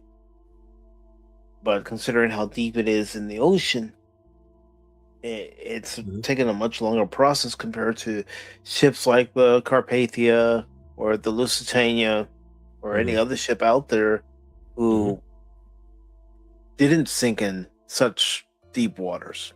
Right. Or the famous one up here, the Emmett Fitzgerald. She broke in half. Her aft part was upside down. Her fore half was right side up. Yeah. And, even along the coast of the Carolinas, they're still fighting wrecks of old pirate ships. Right. Yeah, and that's awesome. I want to see more of that kind of stuff. They need to fund more of these shows and whatever. I mean, there's some of this stuff, this unsolved mysteries, so on, but I don't know. It's like you said, Baron, it gets political. It needs to stay apolitical. Politics needs to get out of this. We need to actually think about these things more. We can't. Politics just, in a lot of ways, unfortunately, ruins everything. It's easier to take a side, but no, we need to open our minds up and see how. I just would love to see more of this stuff exploring things. I remember in science class and so on. Back in the day, like in junior high and so on, they were talking about a lot of interesting things, including like sharks, and why, these poachers and so on do these things. It was very like interesting, but there's just a lot of things we can find out in the ocean. I know we probably are, but I don't know. I feel like certain things are just not being funded enough. Well, it depends on who it's being funded by.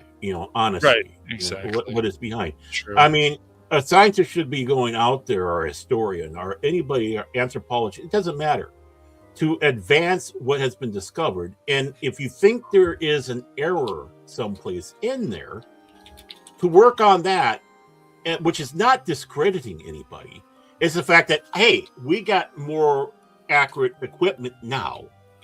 We can take it to the next step. And that should be what's on all their minds. I mean, Einstein's theory of relativity is being picked apart today. because of errors with stuff that Einstein didn't know. Mm-hmm. Which is why, of course, it's still a theory. Because nothing's been proven out of it. It's still being worked on. It doesn't mean it's not viable. It's not saying it's not important, but it's still a work in progress. And if you do it, just like we say about continue on our favorite IPs. Hey, John Rendell, the world's my great super. Hey, Good to see what's up, you. dude? Yes, Good to see Mr. you. Rendell. Good to see you, John. It's good to see Big also train guy. earlier. I don't Yep, know had it. Yeah. badass that well, but I will try to get to know him better. He told me to keep you away from him. I'm Sure. kidding. I know. But Yeah. everything should be about advancing with what we got for knowledge. Yes. It doesn't mean that you're trying to discredit or saying that the other guy was wrong. Right. What was the reason why the church believed the sun revolved around the earth, and they stood so strongly to it? It was not religiously or theologically or theocratically, but that was a scientific Greek theory and belief that held on for so long. So what did you have? You had the church following the science.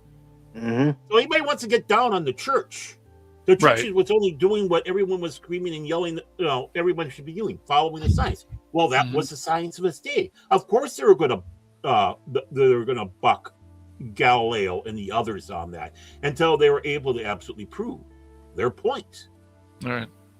And that should be the point. And yeah, you're going to find resistance, but there shouldn't be resistance if people are coming forward with stuff that makes sense, not wacko crazy gobbledygook. Out of left field. Mm-hmm. Yeah. Nonsense. Mm-hmm. Exactly.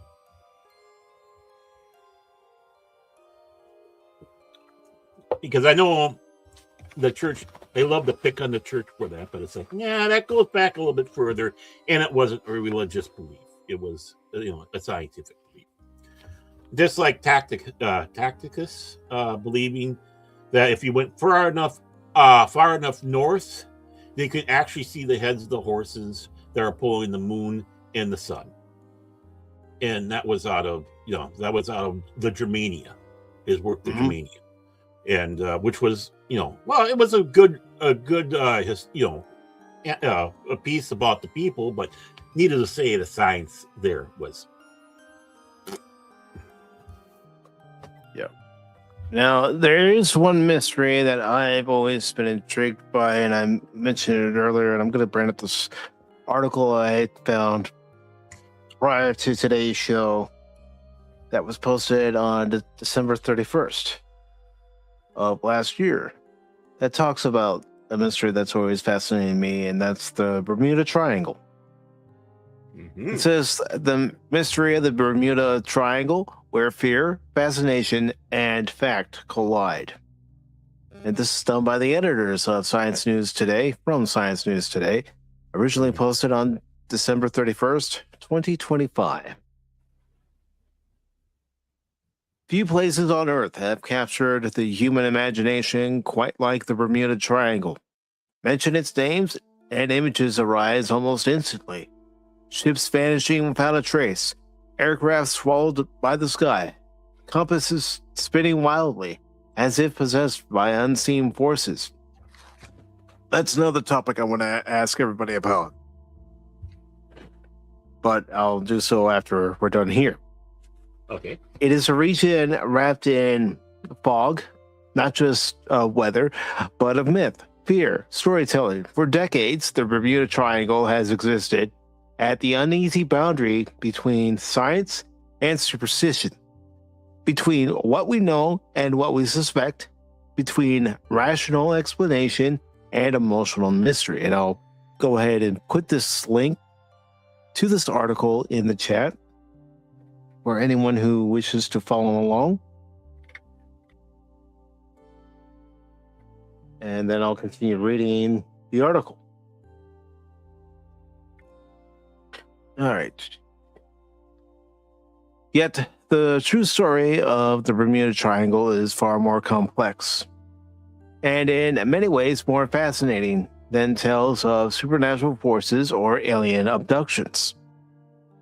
It is a story about human psychology, natural forces, navigation, history, and the powerful human urge to find meaning in uncertainty.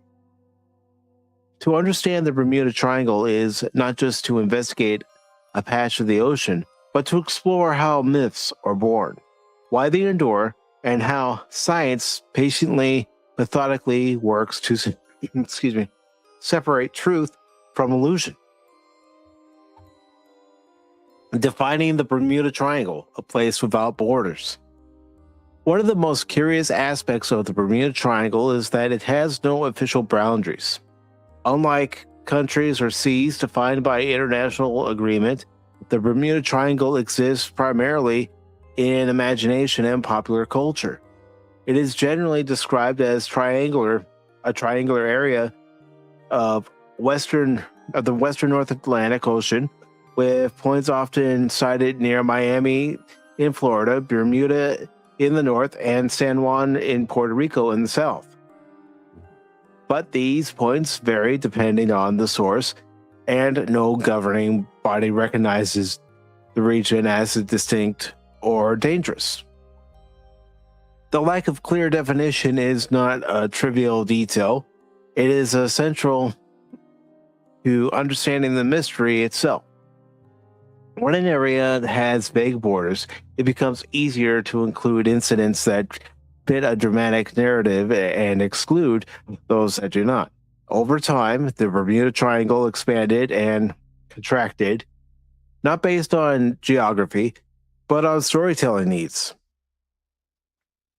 Ships lost far outside the region were sometimes retroactively placed within it, while countless safe journeys through the same waters went unmentioned.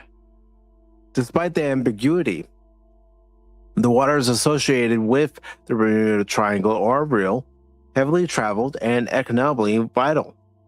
They contain some of the busiest shipping lanes in the world, as well as a major flight paths connecting North America, South America, Europe. Every day, countless vessels and aircraft cross this region without incident, guided by modern navigation systems and centuries of accumulated maritime knowledge. The origins of the legend, from exploration to sensation. The Bermuda Triangle did not emerge fully formed as a mystery. Its legend grew gradually, shaped by historical events, cultural anxieties, and the rise of mass media. Early explorers of the Atlantic did report strange experiences, but these accounts were often misunderstood or exaggerated in hindsight. Christopher Columbus himself noted unusual compass readings during his voyages, observing that the needle did not always point directly north.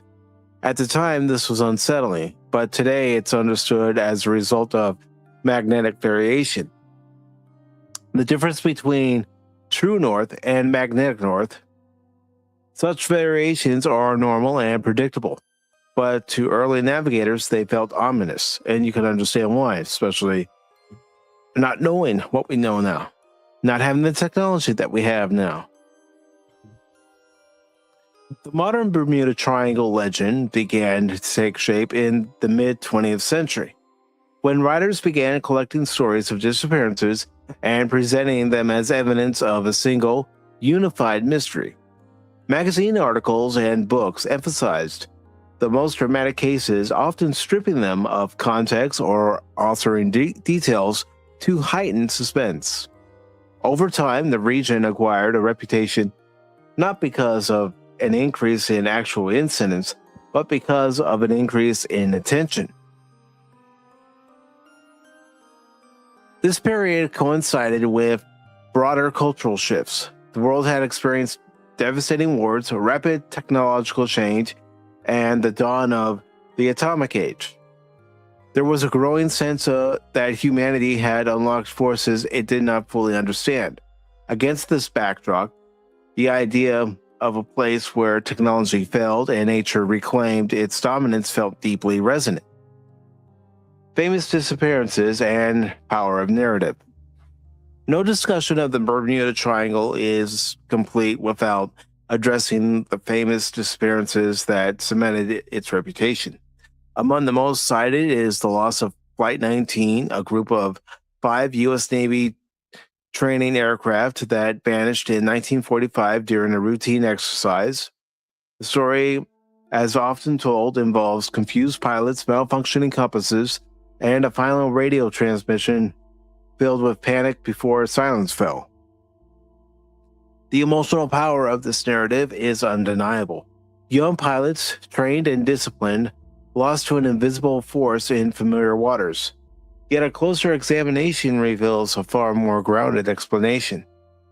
Investigations suggest that the flight leader became disoriented, misidentified his position, and led the group away from land as fuel ran low. Weather conditions worsened, communication broke down, and the planes likely ditched into the ocean. The sea, vast and unforgiving, left little physical evidence behind. Other cases, often cited as evidence of the triangle's danger, follow similar patterns. Ships lost during storms, vessels abandoned for reasons that remain unclear, aircraft that crashed due to mechanical failure or human error. When these incidents are removed from their dramatic framing and examined individually, they resemble accidents that occur in oceans all over the world. What transforms these events into mysteries is not their nature, but the way they are told. Details are selectively emphasized. Uncertainties are portrayed as impossibilities, and gaps in evidence are filled with speculation. Over time, reputation gives these stories an air of truth that can be difficult to challenge. Weather in the Atlantic, a natural explanation. One of the most compelling scientific explanations for the incidents associated with the Bermuda Triangle lies in the region's weather. The western North Atlantic is known for its rapidly changing conditions, powerful storms, and complex ocean currents. These forces are not supernatural, but they are formidable. The Gulf Stream, a strong and fast-moving ocean current, flows through parts of the area commonly associated with the triangle. This current can carry debris far from the site of the accident, complicating search and recovery efforts. A ship or aircraft that goes down may leave little trace, not because it vanished mysteriously, but because the ocean redistributed the evidence. Storms in this region can develop quickly, especially during hurricane season. Sudden squalls, towering waves, and violent winds pose serious risks to vessels, particularly in earlier eras when weather forecasting was limited. Even today, despite advanced satellite monitoring, weather remains one of the most significant hazards faced by mariners and pilots. From a scientific perspective, the Atlantic does not behave unusually in this region compared to other major oceanic crossroads. Similar conditions exist in the South China Sea, the Indian Ocean, and the Southern Ocean, all of which have their own histories of maritime disasters. The difference is that these areas lack a unifying legend to capture the public attention. Navigation, magnetism, and human error. Navigation is both a science and an art, and throughout history it has been vulnerable to error. Many myths surrounding the Bermuda Triangle focus on the idea of magnetic anomalies causing compasses to malfunction. While Earth's magnetic field does vary across the globe, these variations are well mapped and understood. The concept of a place where compasses point to true north rather than magnetic north has often been presented as evidence of something strange. In reality, this phenomenon, known as agonic lines, occurs in several places around the world and shifts over time. It does not cause compasses to spin wildly or fail outright.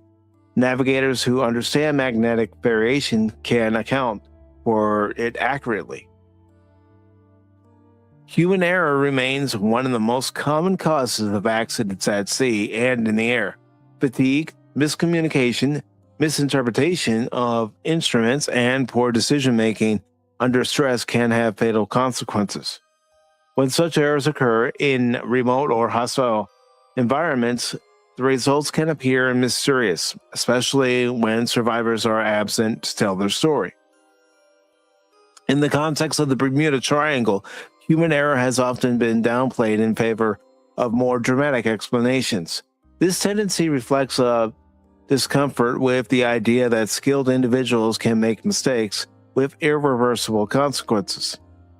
It is often easier to blame an external force than to accept the fragility of human judgment. The psychological mystery of why we believe. The enduring appeal of the Bermuda Triangle cannot be explained by geography or science alone. It is deeply rooted in human psychology. People are drawn to mysteries, especially those that suggest hidden forces or unknown dimensions of reality. Such stories provide a sense of wonder in an increasingly mapped and measured world. Confirmation bias plays a powerful role. Once people believe that the Bermuda Triangle is dangerous, they tend to notice and remember incidents that support this belief while ignoring contradictory evidence. Safe journeys do not make headlines, but disappearances do. Over time, this selective attention reinforces the myth. There is also an emotional component. The ocean represents both life and death, beauty and terror. It is vast, indifferent, and capable of swallowing human creations without a trace. The Bermuda Triangle serves as a focal point for these emotions, a symbol of nature's ultimate power over human ambition. Additionally, mystery stories often thrive in the absence of clear waters. When evidence is incomplete, imagination fills the gaps. Each unanswered question becomes an invitation to speculate, and speculation, repeated often enough, can begin to feel like fact. Media, pop culture, and making a legend. The rise of mass media played a crucial role in transforming the Bermuda Triangle from a collection of unrelated incidents into a global phenomenon. Books, documentaries, films, and television shows presented the mystery in increasingly dramatic terms. Sensational titles promised secrets, cover-ups, and forces beyond scientific understanding. These portrayals often sacrificed accuracy for entertainment. Incidents were misstated, locations altered, and outcomes exaggerated. In some cases, ships that were reported missing were later found or had never been lost at all. Yet corrections rarely received the same attention as the original claims. Pop culture further amplified the legend by associating the Bermuda Triangle with science themes such as time warps, underwater civilizations, extraterrestrial interference. While entertaining, these ideas blurred the line between speculation and evidence, making it harder for audiences to distinguish myth from reality. The persistence of these narratives demonstrates the power of storytelling. Once a story captures the public imagination, it can become resistant to correction. Science, which advances through careful analysis and cautious conclusions, often struggles to complete the bold, emotionally charged myths. Scientific investigations and what they reveal. Over the years, scientists, historians, and navigators have carefully examined claims associated with the Bermuda Triangle. Their findings constantly point toward ordinary explanations rooted in natural processes and human behavior. Statistical analysis of shipping and aviation records show no higher rate of accidents in the Bermuda Triangle than in comparable regions of the ocean. Insurance companies, which have a strong financial incentive to assess risks, accurately do not classify the area as unusually dangerous. If the region truly posed a unique threat, it would be reflected in higher premiums or restricted routes. Oceanographers and meteorologists have mapped the currents, depths, and weather patterns of the area in detail. While complex and sometimes hazardous, these features are well within the range of known oceanic behavior. There is no evidence of mysterious forces or anomalies that could selectively cause disappearances. From a scientific standpoint, the Bermuda Triangle serves as a case study in how myths can arise when limited information, emotional storytelling, and cognitive biases converge. It highlights the importance of critical thinking and the need to evaluate claims based on evidence rather than repetition.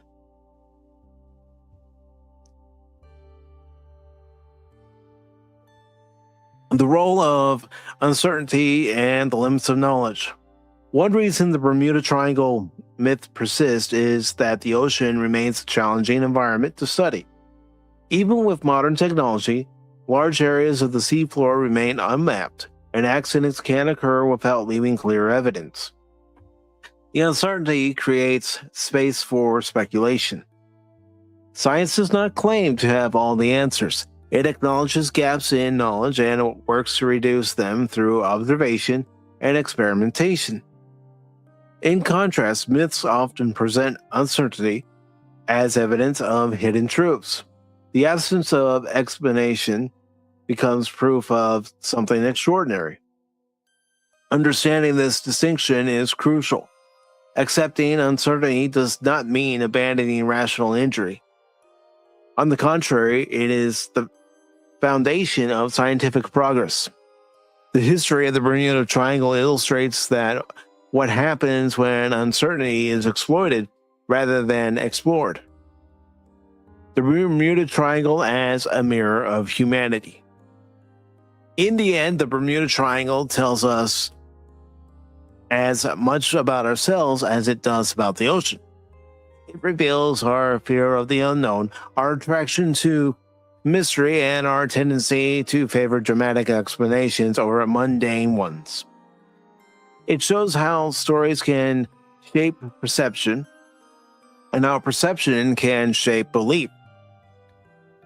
The real mystery is not why ships and planes have been lost in the Atlantic, but why one particular region became a symbol of the inexplicable. The answer lies in a complex interplay of history, psychology, media, and timeless human desire to believe that there is more to the world than meets the eye. And no, Baron, I wasn't going to make a certain franchise reference there. Don't worry, I didn't think you were. Science does not speak to strip the world of wonder. On the contrary, it reveals a universe that is most intricate and awe-inspiring than myths alone could imagine. The winds, currents, and forces at work in the Atlantic are not less impressive because they are understood. They are more so because they connect us to the same natural laws that govern the entire planet. Science versus myth, a necessary tension. The tension between science and myth is not unique to the Bermuda Triangle. It appears wherever human curiosity meets uncertainty. Myths often meaning and emotional resonance, while science offers explanation and predictive power. Both emerge from the same fundamental impulse to understand the world. Problems arise when myth is mistaken for fact or when emotional narratives overshadow evidence, and that has happened in many instances around the world, where there's a myth about what happened compared to the reality of what actually happened. The Bermuda Triangle demonstrates how easily this can happen, especially when stories are repeated without scrutiny. Yes, it also shows the resilience of scientific inquiry, which continues to test, question, and refine our understanding. Science does not dismiss mystery, it reframes it. Instead of asking what supernatural force caused the disappearance, it asks what conditions were present, what decisions were made, and what evidence remains. These questions may not always lead to dramatic answers, but they lead closer to truth. The enduring legacy of the Bermuda Triangle. Despite decades of scientific explanation, the Bermuda Triangle remains embedded in popular culture.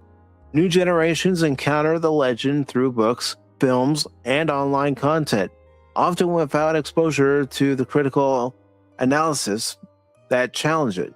The mystery, once established, takes on a life of its own, and it certainly has.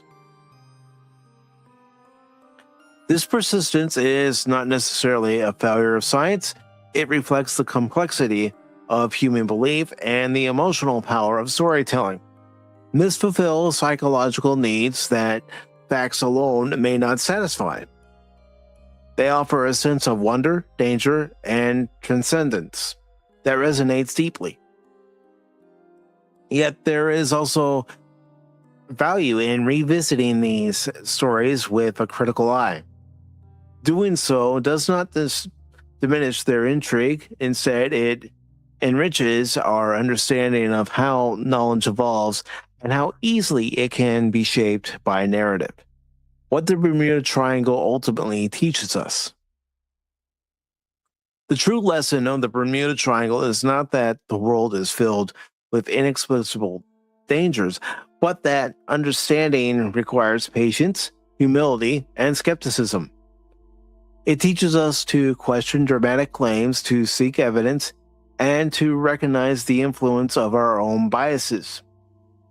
It also reminds us of the I'm sorry. It also reminds us of the ocean's power and the respect it commands. Even without supernatural forces, the sea remains a place of risk and wonder, capable of humbling the most advanced technologies. Acknowledging this reality fosters caution and respect rather than fear. In separating science from myth, we do not lose mystery. We gain a deeper, more meaningful one.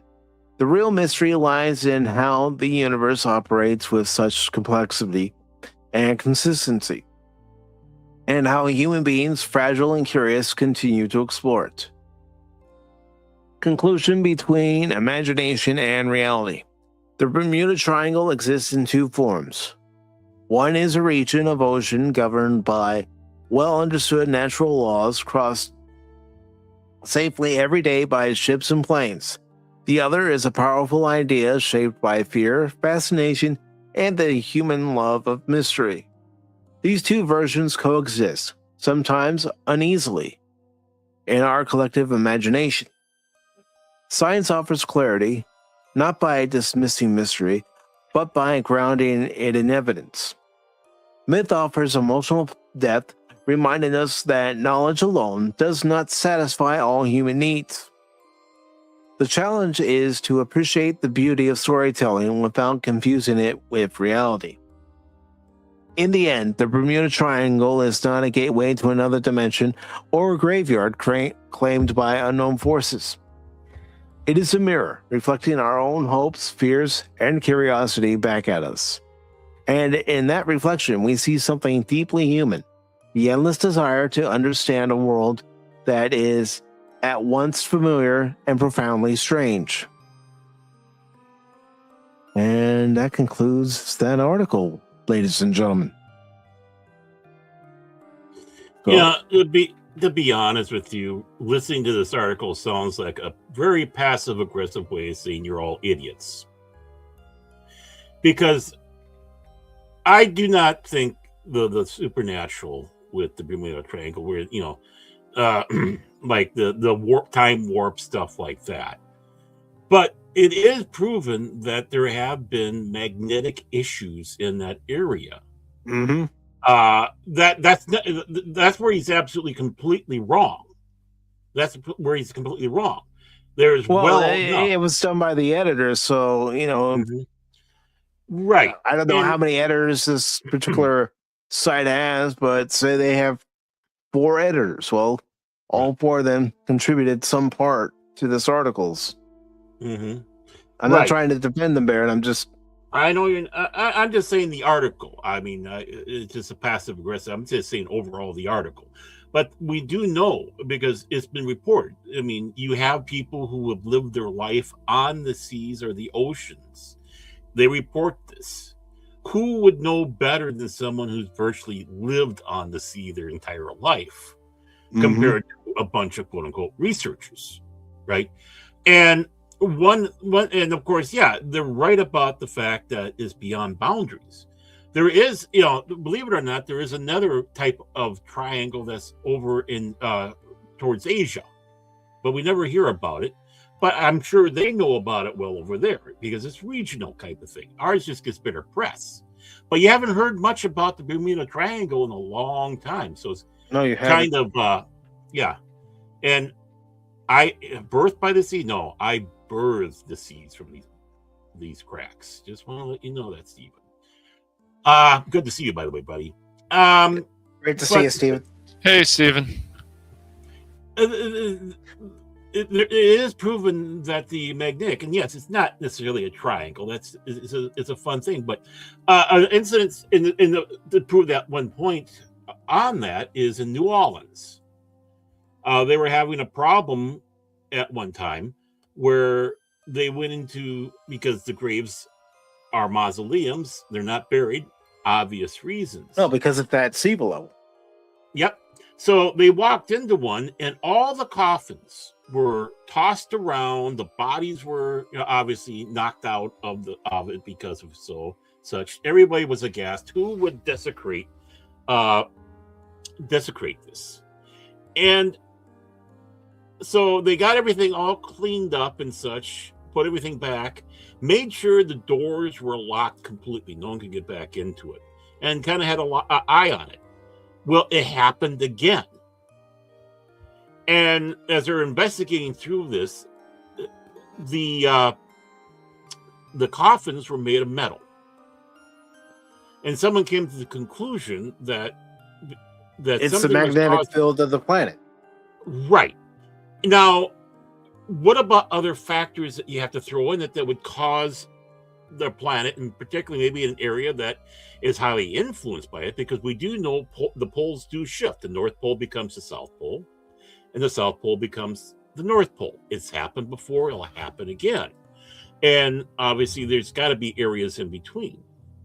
So whatever magnetic thing would be under that area, let's throw in sunspots or even solar flares, or all this that already cause enough problems on Earth. They knock out satellites, they knock out communications, they knock out an entire town like New York did back in the 70s, right?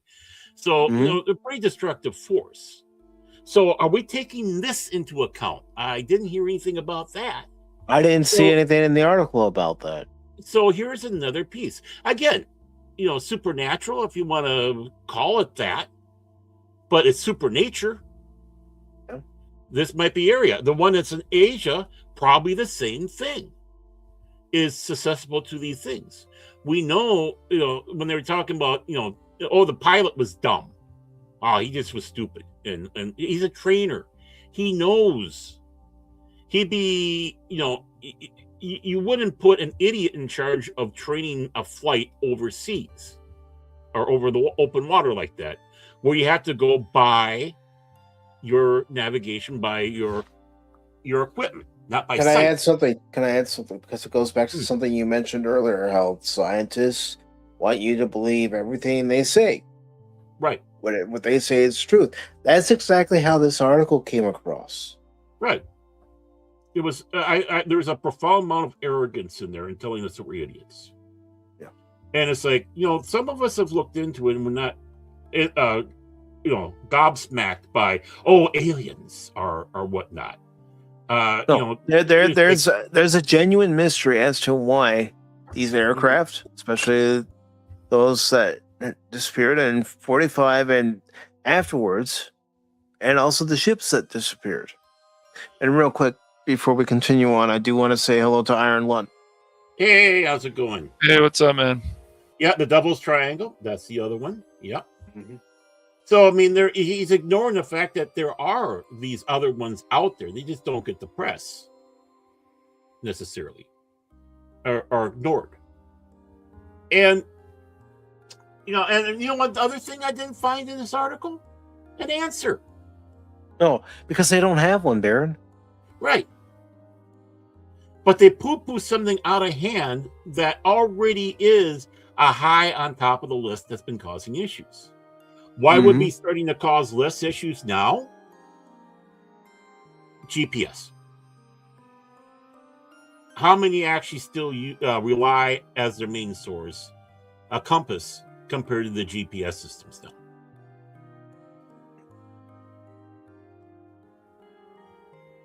Yeah, and I've heard about this story that John's spraying up. Mm-hmm. Yep. I remember that story. Yeah, that kind of freaked out a lot of people. Mm-hmm. So, I wouldn't call that sensationalized, but to poo-poo that completely and utterly out of the way when you already kind of put in there that, yeah, this has been an issue, you just defeated your own argument. You just gave the weaponization, and now I think we're closer to what the Bermuda Triangle more is. I never once thought it was the gateway into an alien world or any of that stuff.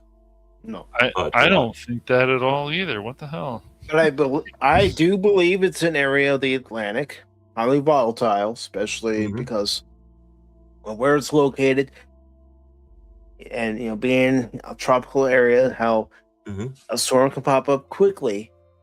It changes the conditions, whether you're up in the air or in the water, so rapidly that you don't have time to adjust. Which is one of the reasons a lot of times when you hear, they say that the sky changing color. Well, the sky starts changing color, especially over the ocean. It means that you're not, red sky at night, sailors delight. Red sky in the morning, sailor take warning. That's the old saying goes. So yeah, when you have the sky turning different colors, it's like this might not be a good thing.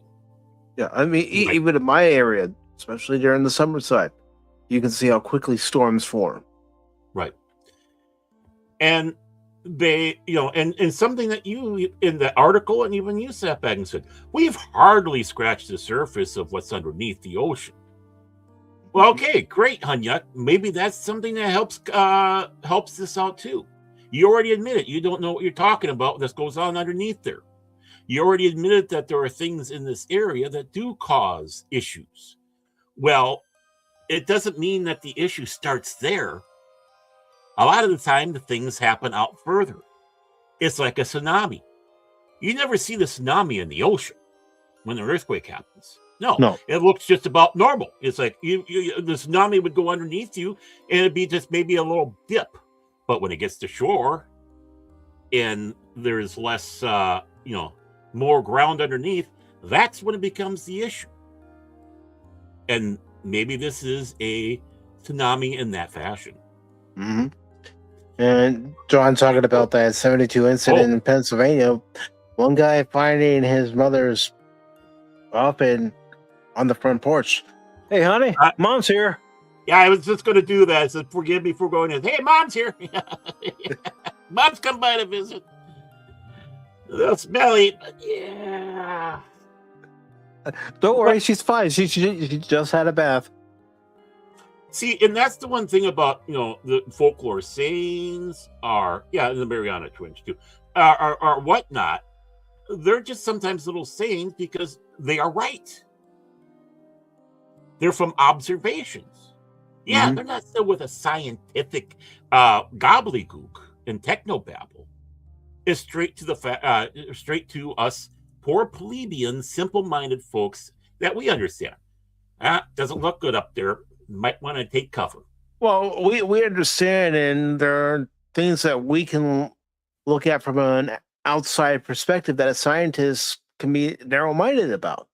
Right. Even this article I was getting, this, sense that whoever was part of putting this article together was only able to see straight ahead through a pinhole.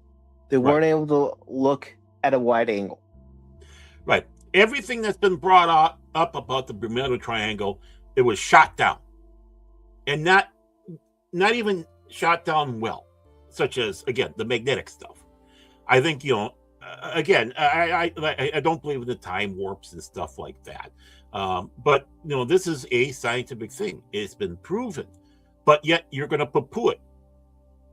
And you're going to also ignore the people who've been on the sea that explain and say stuff by saying, oh, they're just doing folklore, or they're just overly excitable. You can't be overly excitable and live your life out there. If you get excitable about something, it means something's happening.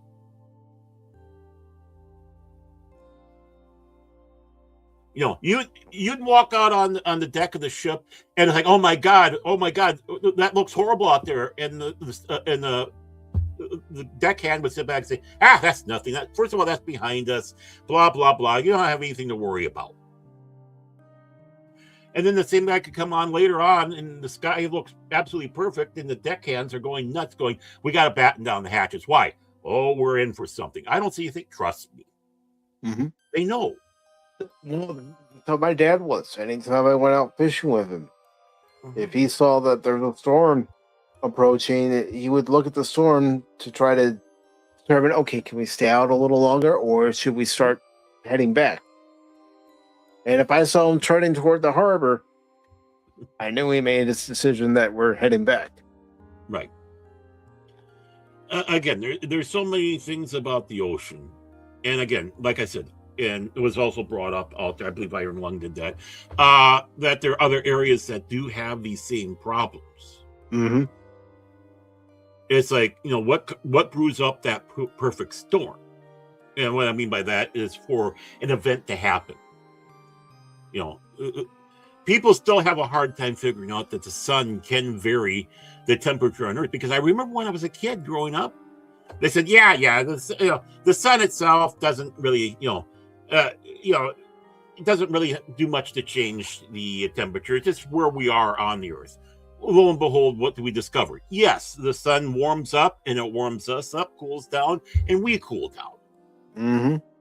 Of course, all us kids already had that figured out, but we're being told by the so-and-sos above us that, know better, that that's not the case.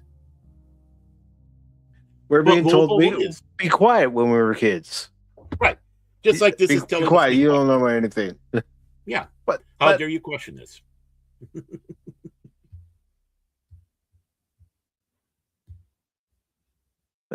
But yeah, I would love to hear something that really fascinates Cash. Money. Yeah, right. Well, that should fascinate everybody now.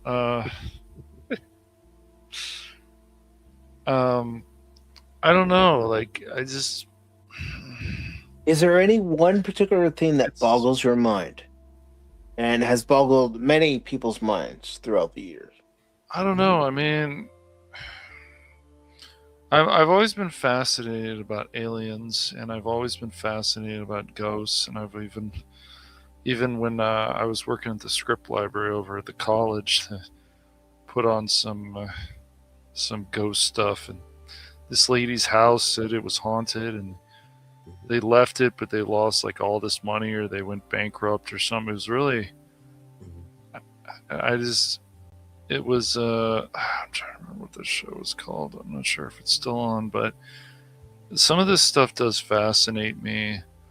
Other times, even when you're playing like a video game or something, you're in like an asylum area or something, like, what was it? I think Thief 3 or something. It was so creepy. And you think, or Amnesia, if you guys ever played that game, like would it be like if this place really was some kind of horror, and it's more like in your mind, but it's just I don't know. I've always been fascinated about that stuff, especially ghosts and aliens. Not so much with Bigfoot, but like I try to stay open minded about this stuff. I understand why people care about these things. People so I remember in high school people were like, dude, did you hear this new track? Tupac is still alive, man. He's still there. And they just kept talking about that. It was crazy. I'm like, nah, I don't think he's alive anymore. I think there's even people out there who still believe Elvis is still alive. So Yeah. I mean, it's Yeah, just that was a good one. you know they can't let that go, and you know if that makes them happy, I don't really see a problem with it. So. Yeah. So Yeah. Well, obviously, ghosts and UFOs have been a top on a lot of people's fascinations. Going back ages, obviously. I mean, we're talking about hundreds of years for both, because you did have people reporting strange things in the skies back in 1,000 years ago, if not more. And of course, the spirit talks, and somewhere along the way, you had shamans who believed they could spirits Mhm. or ghosts, or some places haunted. You have the banshee.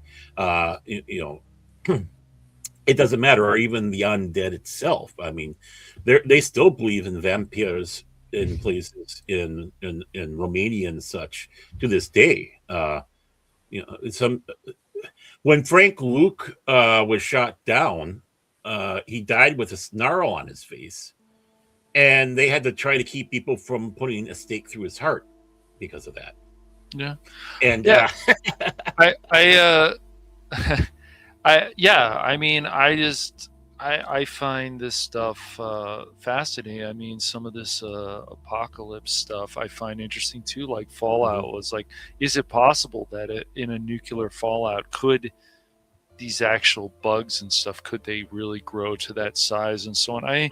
It's very interesting to think about these things, and it does bother me, guys, that there are so many people who are closed minded about this. Who cares? Whatever.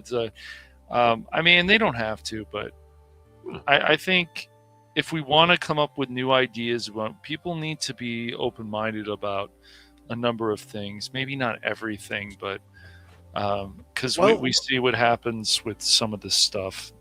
Let me ask you this. Yeah. Do you believe that there are some people who do have the ability to commune with the dead? I don't know. I don't know. I've seen stuff on that. I mean, maybe. I don't know. That one is tough. Which the actual art would be truly called necromancy, because that's what necromancy is about. Not necessarily raising the dead, but communicating with the dead. Right. It just got turned into, as fantasy became more popular and such, that that's the old guy that's on top of a hill trying to raise up an entire graveyard. Yeah. Yeah. I mean, if these fortune tellers over the years and even now, I mean, I think there's even a place around here that you can go to a house and get your fortune told. I mean, if it does actually help people, I can't say I'm against that. If they're just trying to scam people, which I'm sure other people feel that there are, but if they're Like really Lady trying Tail? to, yeah, right, yeah. Gosh, geez, that's a name. Our certified psychics will be there for you. Yes. Never had it, never will. Ha ha ha. So, I think definitely, if they're trying to help people and so on, I don't think there's an issue with that. Do I think people can really communicate with the dead? I don't know. That's hard to say, really. So yeah, that's right. That's right. Yeah. Well, what about the supernatural? I mean, that goes along the lines of ghosts, in my opinion. Mhm. Do you believe in the supernatural? I think there's just definitely things out there you just can't explain. I mean, I remember somebody before living in my grandmother's house and said that there were things moved around. And I mean, I think any of this stuff is possible. Is it possible that a house could be haunted? Is it possible that the house on their that mansion and so on is haunted, or that people live there? Sure. I think there could definitely be spirits out there. But even like with aliens, the way that a lot of humans have shown them how violent they can be in this, sure, that's possible. But for some reason, I just don't exactly believe that. I think we're painting a certain picture of aliens, which is interesting, but I just don't think if we actually do make contact that it's going to be that situation. I don't think it's going to be like we've seen in The Simpsons. They want to enslave the human race and stuff. It's funny, but it's also scary too, you know. So, yeah.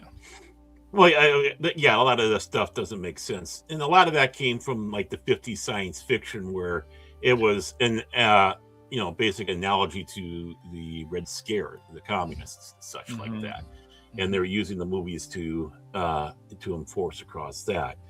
I mean, when it comes with spirits and all that, see, for me,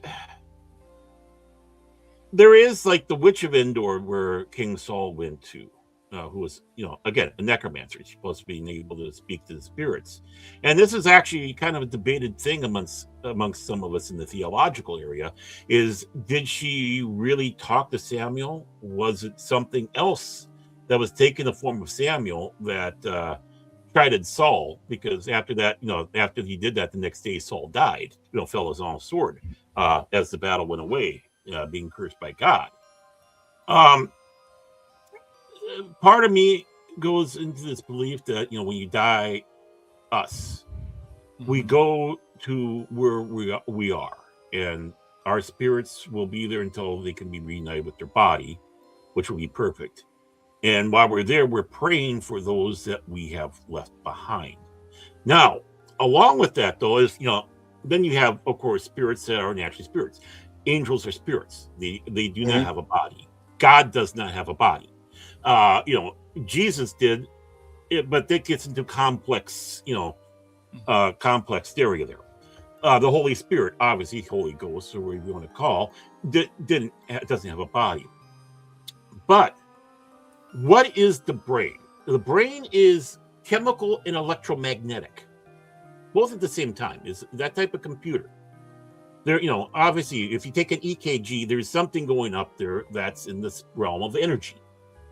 But of course, it's also rampaging through with a bunch of chemicals. And you can have it could be a traumatic or whatever situation that could probably fire off and leave an imprint behind, a phantom, shall we say. One example comes to mind is there was this church, and it would be visited by this apparition that kept on going over and over again. The same steps. No, never varied, never responded anything, right? But you can only see it from like the waist up from the floor. It would come in, do its thing, and then go out. They discovered as they went along that, that flooring section was actually raised. If you take that flooring away, that's where the old floor was, where her feet would be. What we're seeing here is a recording in time, because whatever it was, the impression that was going through was imprinted there. Same thing with a battlefield. You can never have anything more, obviously, that would leave impressions behind than a battlefield. Well, with the electromagnetic and such with the body, what's the possibility of leaving those phantoms, those feelings, those emotions behind for the generations to come to feel it? Because we ourselves, it's like a radio, a transmitter too. We receive and give signals. We have auras. You might as well call it an aura. Whatever it is, there's a lot about the human body we do not still know about, and we want to talk about these. They want to shut it down as mumble jumble pseudoscience. Right. But why haven't we access the full potential of our brains? Exactly. We don't have the full potential. 1,000 years ago, a man could literally hear an epic saga in one sitting and virtually have 3/4 of it memorized. Can we do that now? No, I can't say we can. Unless someone had an eidetic memory. Can you imagine having eidetic memory as a norm? That's the one thing that bothers me. I mean, what is this all? We don't want to have a society. We can't ask certain questions. We can't do this. It's ridiculous. And so you got all this nonsense. It's like, no, we need to ask more questions so we can get more answers. That's why we also came up with all this stuff. People asked questions. They sat around in boardrooms and whatever, started asking questions. What can we do to fix this? What can we actually do to make people's lives better? People that actually care. And so we stop asking. We decide to stop asking questions in general. That's a huge problem. Well, I mean, let's face it. It comes to a simple question. Why am I here? And now he's getting the birth of religion. Right. Because you kind of figure out, why am I here? Mm-hmm. And then it's like, was there a superpower that made me? Right. Or what? How did I come about? How did we come about? Yes. And science and theology are meshing together, and sagas and myths are growing. And you start finding out that many of these things are connected. Mm-hmm. The stories are connected, even though they have different names and different cultures. Right? So, I mean, it starts off with a question. Everything starts off with a question. No one should ever be poo-pooed for asking a question. Why does somebody ask a question? It's because they don't know. And if you don't know the answer, don't be arrogant and snotty about it. The one answer that can garner you the utmost respect with just about everybody is, I don't know, but I'm trying to find out. Right. Yeah. That's all it takes. And that's all we're all trying to do, is just find out the answer to these mysteries. What can actually happen, what truly does exist, as opposed to what's been born out of legend, born out of something that somebody saw and it just exploded. Right. I mean, unfortunately, the kook burgers and such coming out don't help matters much. I mean, it's virtually destroyed the ufology area because there's so many. And of course, people like Marshall Applewhite and his Hale Papanauts don't help matters much when they commit suicide because they think there's a spaceship following behind those, behind those comets that's going to take them to the higher level. Unfortunately, I was going to say, during that time, because it was in the San Diego area, more specifically Rancho Santa Fe, you got constant coverage. Yeah, constant coverage of that, and you looked at Applewhite, thinking, this guy, he's got a few screws loose. Oh yeah. I mean, when you have yourself castrated, it's like, hey, there's your first sign, folks. I mean, it comes and the attack on some of the people who have had claimed encounters. That's ridiculous. Such as, of course, Betty and Barney Hill comes to mind, right? Now, here you are in the 50s, 60s with an interracial couple, right? Obviously, you are getting a lot of attention because of that, especially before the era that was in. Yeah. So let's stir the pot up even more and say we were abducted by aliens, right? Some more undue attention to you. And then you have a material that's stained on her dress that they cannot identify. She points to a couple stars that have not been discovered yet on a star chart, which at first they were kind of poo-pooing her at first on that one until years later when they told, those stars exist. They exist. And the medical issues that Barney Hill was suffering from, and the things that were on his body that after that event happened. The Walton abduction, right?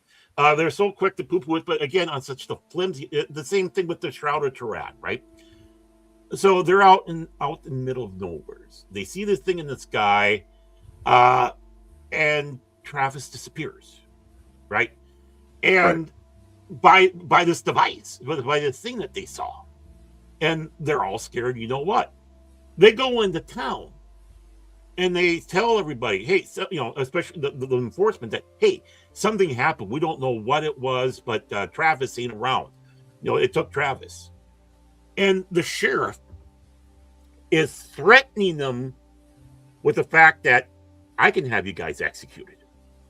We will bring up a case of foul play, and we'll go for a death sentence. Now, I'm sure they were saying that this was a practical joke these guys were doing, right? Well, I don't know about you, but if I was doing a practical joke and the sheriff says, yeah, you can hang for this, I sit back and say, oh, but no, sorry. It's a joke. Wait a couple of days here, Travis will come out of the woods and we'll have a good old time in a beer down at the pub. No, they stuck to their stories. And then Travis comes back with the story that he had, what happened to him, right? These guys aren't wanting to go out to get any fame. In fact, they want to be left alone. And then they say, well, one of the guys recently disavowed everything. See, that's proof. One guy disavowed it.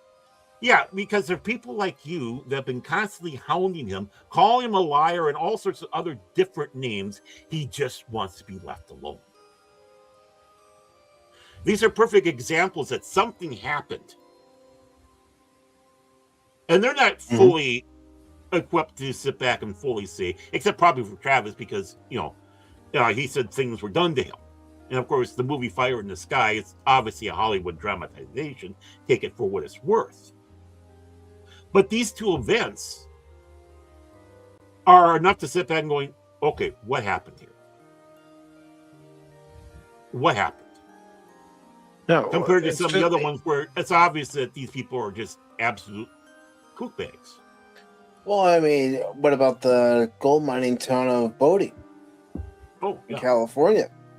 How people just up and left. Mm-hmm. And some people are asking, why did people up and leave? Well, some people have speculated it's because there was no gold in the mines that they've been mining for years. So the people just up and left everything behind. Because I remember when I went there, I had to be around, I don't know, 7, 8 years old at the time. Mm-hmm. And you're looking through windows and you're still seeing stuff on tables, stuff on shelves, looking into the schoolhouse. Mm-hmm. And you still see books sitting there, covered in dust. Right. Why?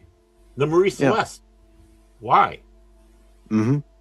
I mean, I believe Travis too. I believe something happened there. And what exactly? Well, instead of trying to keep on attacking those men, it's like, why don't we go to the next level and try to figure out what the situation was?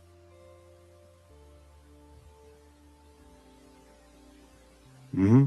Because that just goes down to bullying. Yeah, it does. I mean, let's bully these people into silence because we don't like what they're saying. Well, flat earthers don't bother me. No. They should bother nobody. No. Right? It's just like they sit back and say they're a flat earther. Okay, fine. Right. What does it do to me? It doesn't affect me at all, right? But some people find it a personal affront on that. Yes. Because, it's like, I gotta be right. I gotta, blah, blah, blah. Now, granted, flat earthers can be just like vegans. They'll tell you every 5 fucking minutes. That gets on your nerves. But, you been talking to vegans lately, Baron? Yeah, you. I'm not a vegan, though. That's the thing, but nice try. But the thing is, because someone doesn't believe that the earth is round. Okay, Right. whatever. Or doesn't care if the world is round, like Sherlock Holmes. As he sat back and said, what does it pertain to my life? This is what I'm dealing with here. Mm-hmm. So, the world round, flat, oblong, who cares, right? what is the need for me? I know that show Sherlock tried to be snarky about and make a proof of it. See, he wouldn't have solved the case if it wasn't for that. No, fuck you, Sherlock. But in all general cases, though, again, what does it bother anybody? Let them go off. Let them believe. Oh, someone doesn't believe in the moon landing. Again, Right. it's kind of like the I know video thing. people Every who five. Yeah, they'll tell you every 5 minutes. A lot of them. First one, But right. yeah, but it's like, what's it hurting me? What's it hurting me? It doesn't hurt me in anything. I don't care. Yeah, Right. somebody made a documentary or a few that Yeah. the first moon Mhm. landing. This is the reason why. Blah blah whatever. Right. And if you want to believe that, go right ahead. I am not going to. But the problem I have is when you try to suppress something. Yes. And you're like, I that then, like the article about the Bermuda Triangle, again, that seemed like a swipe to try to shut people up because you're just on watch masses. You don't know anything. What education do you have? Well, a lot of us have life, and it's a lot more than you have. That's what I care about. Let's find out what those mysteries are. We haven't even touched many of the mysteries. I know we're coming up to about the 3-hour mark here. Yeah. I mean, we could do if Mike's willing, We could do a sequel show.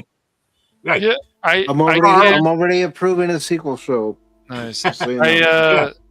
Well, there's that's so much.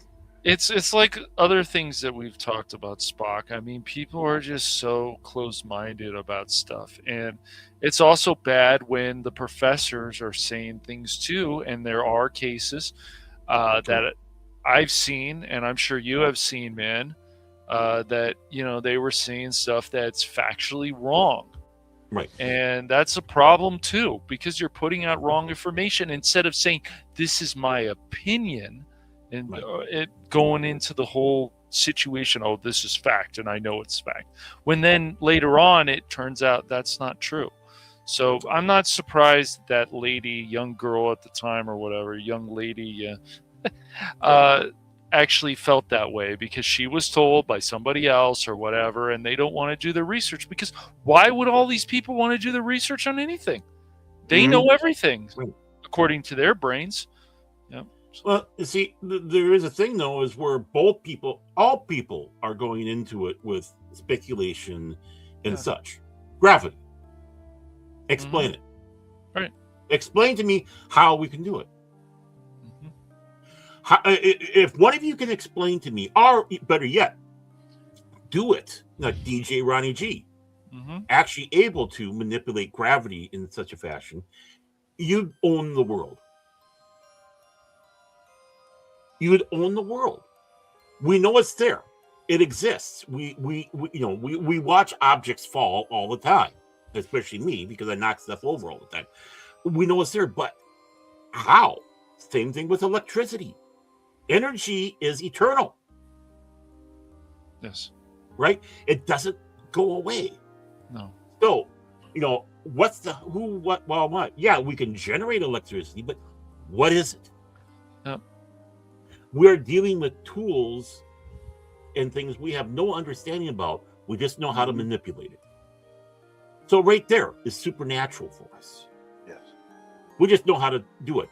As I believe Arthur C. Clarke made a point of, all sciences is magic explained. And there's a lot of magic that hasn't been. Very true, very true. And Spock, I'm not going to take credit for tonight's show idea. This was an idea that Baron had. He approached me about it, asked me if I'd want to do a show like this. And I said yes. Wendy, So- no.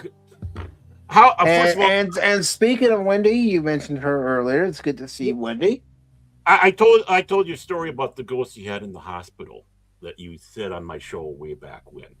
But how's your grandson? I hope he still has all 6 fingers. Her grandson has 6 fingers on one hand. It's amazing. And I hope they decided to keep it. Hopefully it's full functioning. But don't tell Raymond I will show up someday here. I'm getting a lot of stuff back to normal. I miss all of you. I miss John. I miss you. I miss Raymond. Everybody. Fett.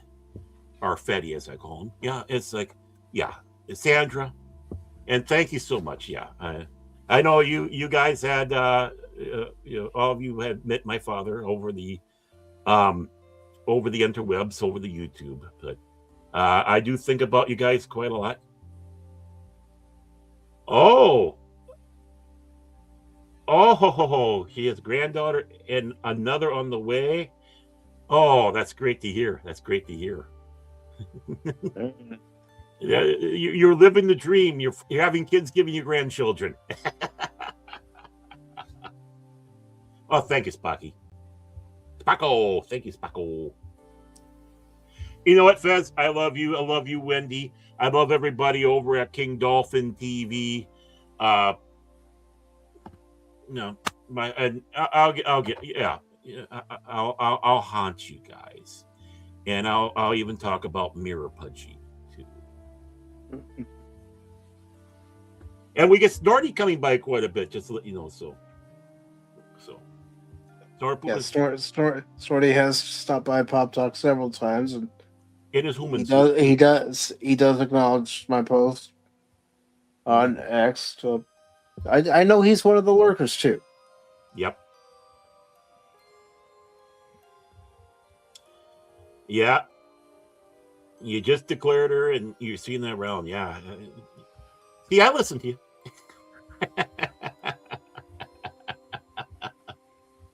Yeah, Wendy's got some good stories too. I mean, she really does. So, well, then I'm gonna ask Wendy this. The next time we do the sequel to this show, would you like to be a guest and talk about some of your stories? Folks, you're seeing the sausage being made right now. But I'm glad that so many seem to like this idea up here. I know Mike and Cash and I were talking, and how we didn't want to always do topics or do articles. Read articles. I mean, your original idea for the show, just to let everybody know, was to have a couple of articles and then go into the topic. My idea was forget the articles. Let's get straight to the topic.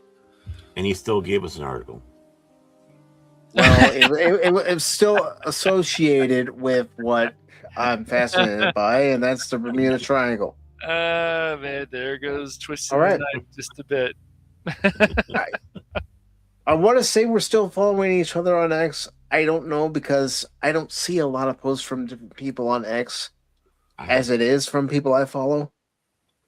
I'll have to check. Me either. I'm the world's worst social media guy. I always sit back and think I need a little bit of an effort. I need a secretary. If anybody wants to be my secretary, please. I'm my own secretary. I'm my own thumbnail artist. And that explains a lot. Oh boy. Oh, wow. Wow. Just the next show, Unexplainable Mysteries. What happened to Baron? What happened to Baron Organ 10? What happened to Baron Organ? Why is he no longer on Pop Talk? Why is he not on Pop Talk anymore? I don't know. Did he join Jimmy Hoffa or not? We will find out on this exciting episode of Unsolved Mysteries.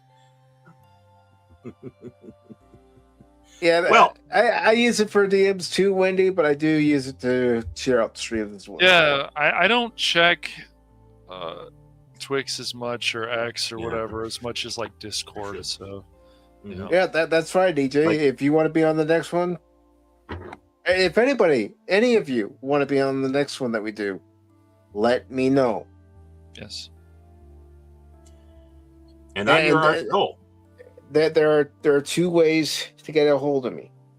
On X via the DMs, and also if you have Discord. That's the best way to get a hold of me. If I don't respond right away, it's probably because I'm working on a thumbnail or something stream related. I use my phone. Well, you know how to contact me via phone, so. Yeah. Oh, okay. I do the same thing with Cash. Yes. He went tubing in the Bermuda Triangle. I'm sure he did. He came back. I'm sure. I can see Baron doing that. Bye bye, everybody. Okay. That sounds awesome, DJ. I do.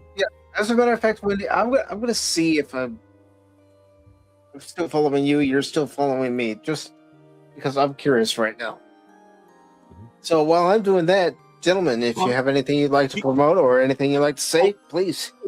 Yeah, well, jokes aside, there's a lot of mysteries in space, though, DJ. I'm sure you can enlighten us too. So think about it, man. Think about it. Cash, Think about it. Yeah. I don't have much. I am so proud that Mike and I finished Evil West. That was a bigger task than I expected, but that's okay. Yeah, we got to get back to Cranky Old Fans now, Baron. We got to kick some ass with that over on Rumble and YouTube and take YouTube by storm, right? Yeah. Well, yeah. The freaking Space Marine 2 thing is kind of a mess. So, well, we can play any game. I just want to. I just want to get back to getting into a game, man. Unfortunately, yeah. My frown is always upside down when I see you, Phil. All the time, buddy.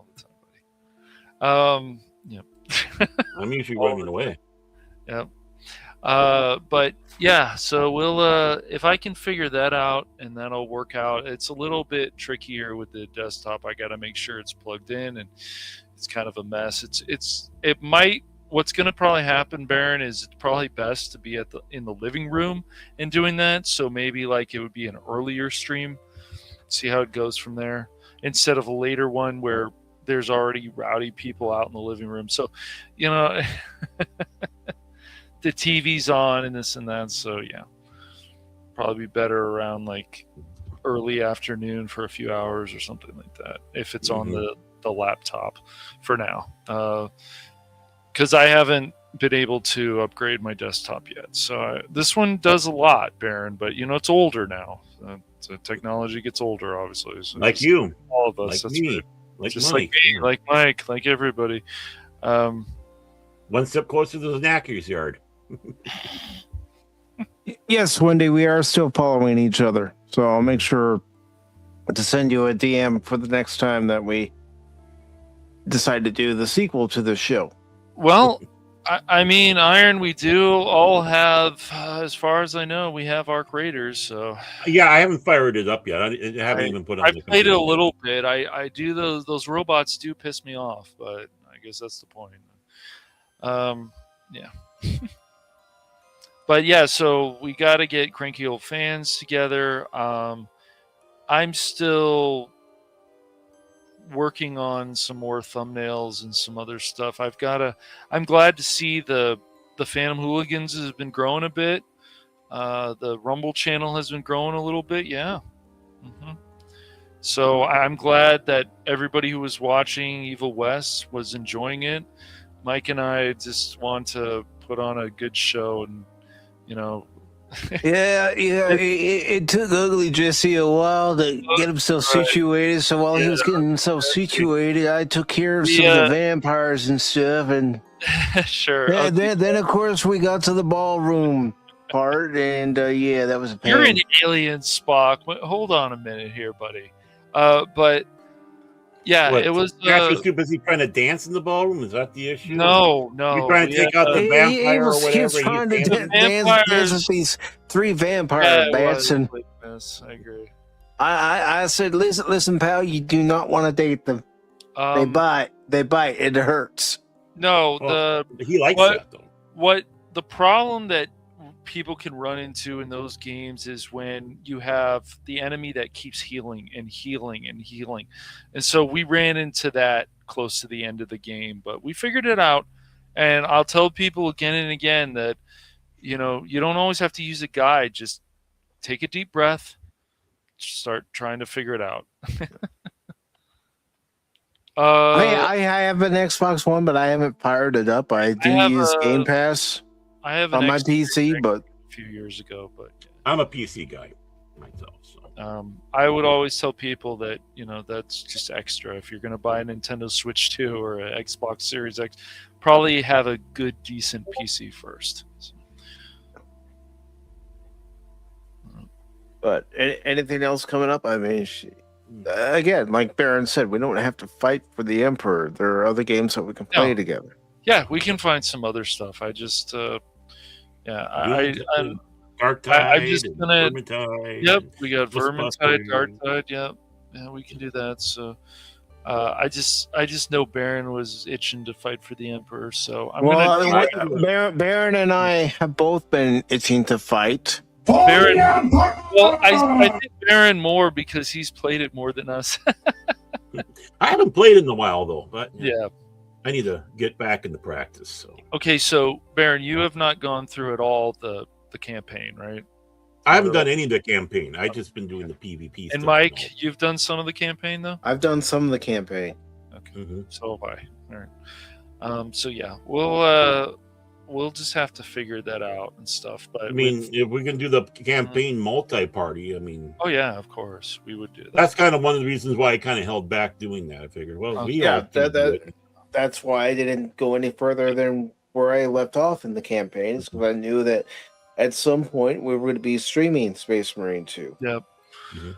Yeah. I just it's so frustrating to me because it used to work on this desktop, and now it's like it doesn't. Let me ask you. You know how it worked for Evil West. Yeah. What if you try verifying the files for Space Marine 2? I guess I could to work. I guess I could try that again. It's worth a shot. Even if it doesn't work, at least you try it. It's just like the Marvel Rivals situation. Those games both ran on a good, like medium settings, which is fine. Medium settings is fine. But now, after a few patches, they basically told me to screw off. So. No, I don't think Space Marine's a ripoff of Gears of War. They're both good games. Oh yeah, definitely not. No, too much of a history with Space Marines. So the aliens are different. The story is different. You're fighting for the Emperor. You're not exactly fighting for the Emperor in Gears of War. Yeah. For the Emperor! Unless you want to just go back and say it's a first-person shooter and you're blowing stuff up. Right. Well, yeah. Well, Gears is definitely a third person as well. So, yeah. So, but yeah, there's I'm glad that I've been just getting back to things, and just I'm gonna let Mike and Baron know, like, when we're gonna do another stream, or I'm doing another stream with somebody else, that we can figure that out and so on. So we can, because it's good, I think, even on other channels to do streams like this, just different topics, whatever. There's a lot of things to always talk about. There really is. It's not just you need to always talk about the trendy stuff all the time. That's fine sometimes, I get it. But you know how I feel about the trendy stuff anymore. Yeah, a lot of it just can be very draining. So talking about things like this, and a lot of channels don't seem to talk about this stuff anymore. Some still do, I'm sure, but not as many. So. Yeah, right. I'm afraid of. I saw what was on your stream recently. Yeah, he told me about it last night. DJ, man, during the member stream. DJ. I told some people. I mean, there could be worse things to have on your computer, DJ. Absolutely, DJ.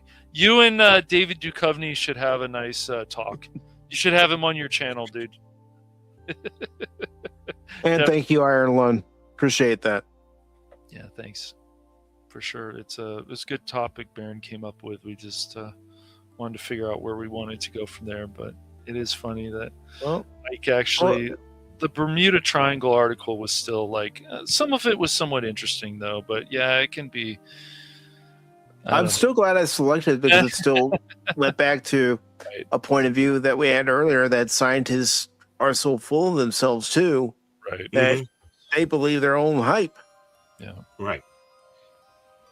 And I guess my big problem with that article was not the fact that they're going from that certain point of view, but again, they never gave any answers. No, they didn't. You're a bunch of idiots, blah, blah, blah. And here I am just going to pontificate, and I have no answers for you.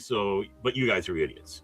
And that's my problem. I mean, if, they were willing to come forward with more things, it's like, hey, but Yeah. that wasn't the case. The thoughts and ideas, folks. Mhm. Okay, what are your thoughts? And don't tell me they're scientifically proven, because they ain't. Yeah. Yeah. But yeah, so there's just definitely more ideas on the Phantom Hooligans coming up. I just have to figure all this stuff. I'm glad our Eva West stream turned out well. Other streams that are coming up. There's so many games that I have to probably stream just this year. I basically have quite a digital collection of stuff, especially on Steam. I'll Not be as right back, guys. on Epic Games, but definitely on Steam. So there's and I'll tell people out there too, if there's some new game you want to try out, new demo thing, go for it. And if you want to make a stream of it and you're a streamer, do that too. Why not? Giving these attention to these news companies that people probably don't know about can be a good thing, especially if you like the game. So yeah, there's definitely stuff coming up still in the Phantom Hooligans and the Cash Money Madness. And Baron and I decided that cranky old fans would now be on YouTube and Rumble. Before it's like, exclusively on Rumble, but we're like, fuck it. we're gonna if we offend people, good. We're not trying to. That's not the point of cranky old fans. But sometimes we're not even that cranky, Baron. With some of the streams, we call ourselves cranky old fans, and we're not as cranky. It's like, we got to get crankier. We got to get more. Got to get really cranky on this. Yeah. But I hope, Baron, you're going to start up your communist streams, right? With the Da combat. I'm glad that you like that game that I had bought you. So that's cool. It's great fun. A lot of too many hours of fun. The police simulator stuff where you're going, we got to arrest this person, and I'll tell you guys out there and stuff. And some people are not.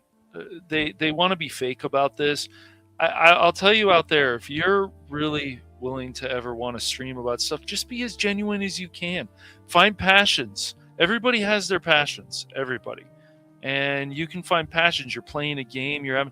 Talk about something else. Whatever. It doesn't matter. But just always make sure that things are entertaining. So that's the most important thing. And I think Baron froze. I did? I think so, yeah. You're good now. You did. But yeah, so yeah. I think Baron would be a good stream for the both of us. I think cranky old fans. I think we should pick a number of actors and basically call it what happened to them. Why, they went this way, and probably not the best idea that anybody should go this direction. And I think that could be good. Yeah. Baron froze again. I did. He's frozen in time. You're frozen in time, Baron. Like Art Bell. But now that things are slowing down for you, Baron, I guess we need to start thinking about the War Room. That can also be on both channels. Yep. I don't know. I'll have to figure out if it can be on Twitch as well for those live streams, but definitely Rumble and YouTube is good. So. Well, it's like I said, you guys just need to talk with me about StreamYards, and we will definitely. We'll get it done. We'll get there. Unless I'm frozen. That we will. You're frozen again. You are frozen today. Frozen. But anything else coming up for you, Cash? Nope. Would it be for Friday? Would it be down the pipeline? Nope. I'm gonna see what I can figure out Friday. If not, we'll find something else to play. So, but I really like to get that Space Marine thing working on the laptop. So we'll see. It's just if I do that, I think it would probably be better to play that in the living room, and then if you guys are cool with it, we would just do it at an earlier time on Friday. So that's fine with me. Yeah. And I did want to ask you, Baron. When are you going to start protecting border of Afghanistan What the- again? Ash just asked that. I did. I had to step away. He had to step away, so he gets an excuse. He gets Nick's used to it. Soon here. Now that things are, again, barring anything else coming to pop things up. So hopefully this will be a good week for the long suffering and go from infusions to oral medications. If that's the case, that's a lot of things that will be a great help. So Good. Yes. And speaking of Pop, Mm. I'll be on Pops this Tuesday Yeah. at 5:30 p.m. Eastern Time, and I'll be joining him, Squeak a Mouse, Ironcaster, and Stone Cold Loki, and we'll all be discussing the 1989 film Major League. ooh. Yes. Yes, we'll be discussing that great movie, and when Pops asked me if I wanted to be a part of that panel, I put up one of the gifts from the movie where you have Lou Brown talking to General Manager Charlie, and he goes, "My kind of team, Charlie. My kind of team." Yeah, my kind of team. Yeah. Thanks, John. So, Yeah. so have we seen that film? Sounds familiar. yeah, we watched it last March Funny. in honor of Bob Uecker. Just a bit on the inside. The hell Just a bit with on the outside. yeah, the hell with it. How the hell? But, who cares? Nobody's listening anyway. Nobody's listening anyways. There's just so many great lines in that, and just 60 and 61 are hardly anything for this team. It is like it's just there's just so many great lines. Team. I wouldn't leave that rum around here with these guys. Yeah, Bots for bots. Bats. Hey, Toronto. I think Joe Boo needs a refill. Lou is always like, "Shut up, Dorn." No. Bear is like Roger Dorn. Mike, it's in my contract. Yeah. I don't have to do any reading of articles. And then I'm like Lou Brown.